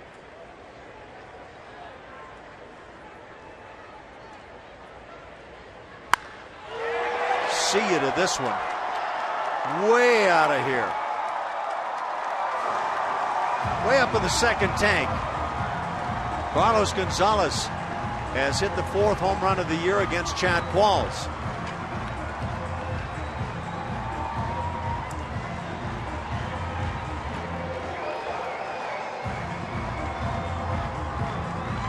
Chad's actually got some fantastic numbers against the Rockies throughout his career. In 46 games he's faced them, 2.25 ERA. This is slider left out over the plate. Cargo got a hold of it. Still a meaningless solo home run. Just pads the stats of Carlos Gonzalez. Minus the home run by Chris Carter, though, the Rockies would have been feeling like they could get back in this thing. It's now 8-4, nobody out. And Nolan Arenado at the plate, 2 for 3. He has singled and doubled. Has scored a run and driven one in.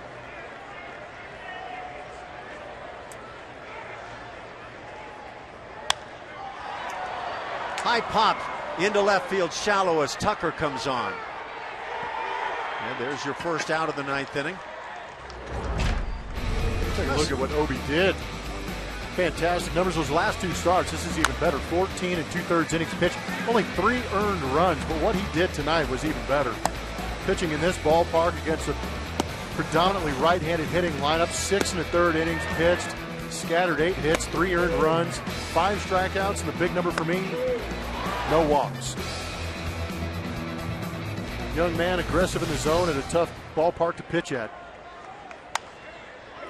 Pitch on the hands, hit in the air, shallow to right field. Springer shielding his eyes and makes the catch. 2 down in the 9th inning. 1 out away from the Astros being 11 games over 500. And by the way, for Brett Oberholzer, he's whittling that ERA down to a nice spot. Of course, he hasn't pitched a lot this year.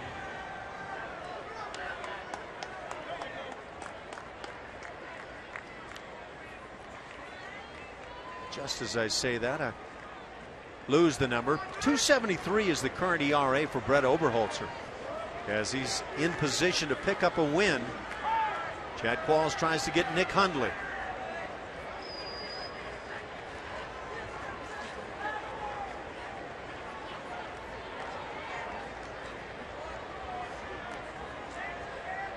Right on the hands, ground ball left side. Marwin's there. So the shift pays off. That does it as the Rockies get the leadoff home run by Carlos Gonzalez, and that's all they get in the 9th inning against Qualls. The Astros come into Colorado and pick up a win in Game 1, and they do it in stylish fashion with 4 bombs. 8-4 the final.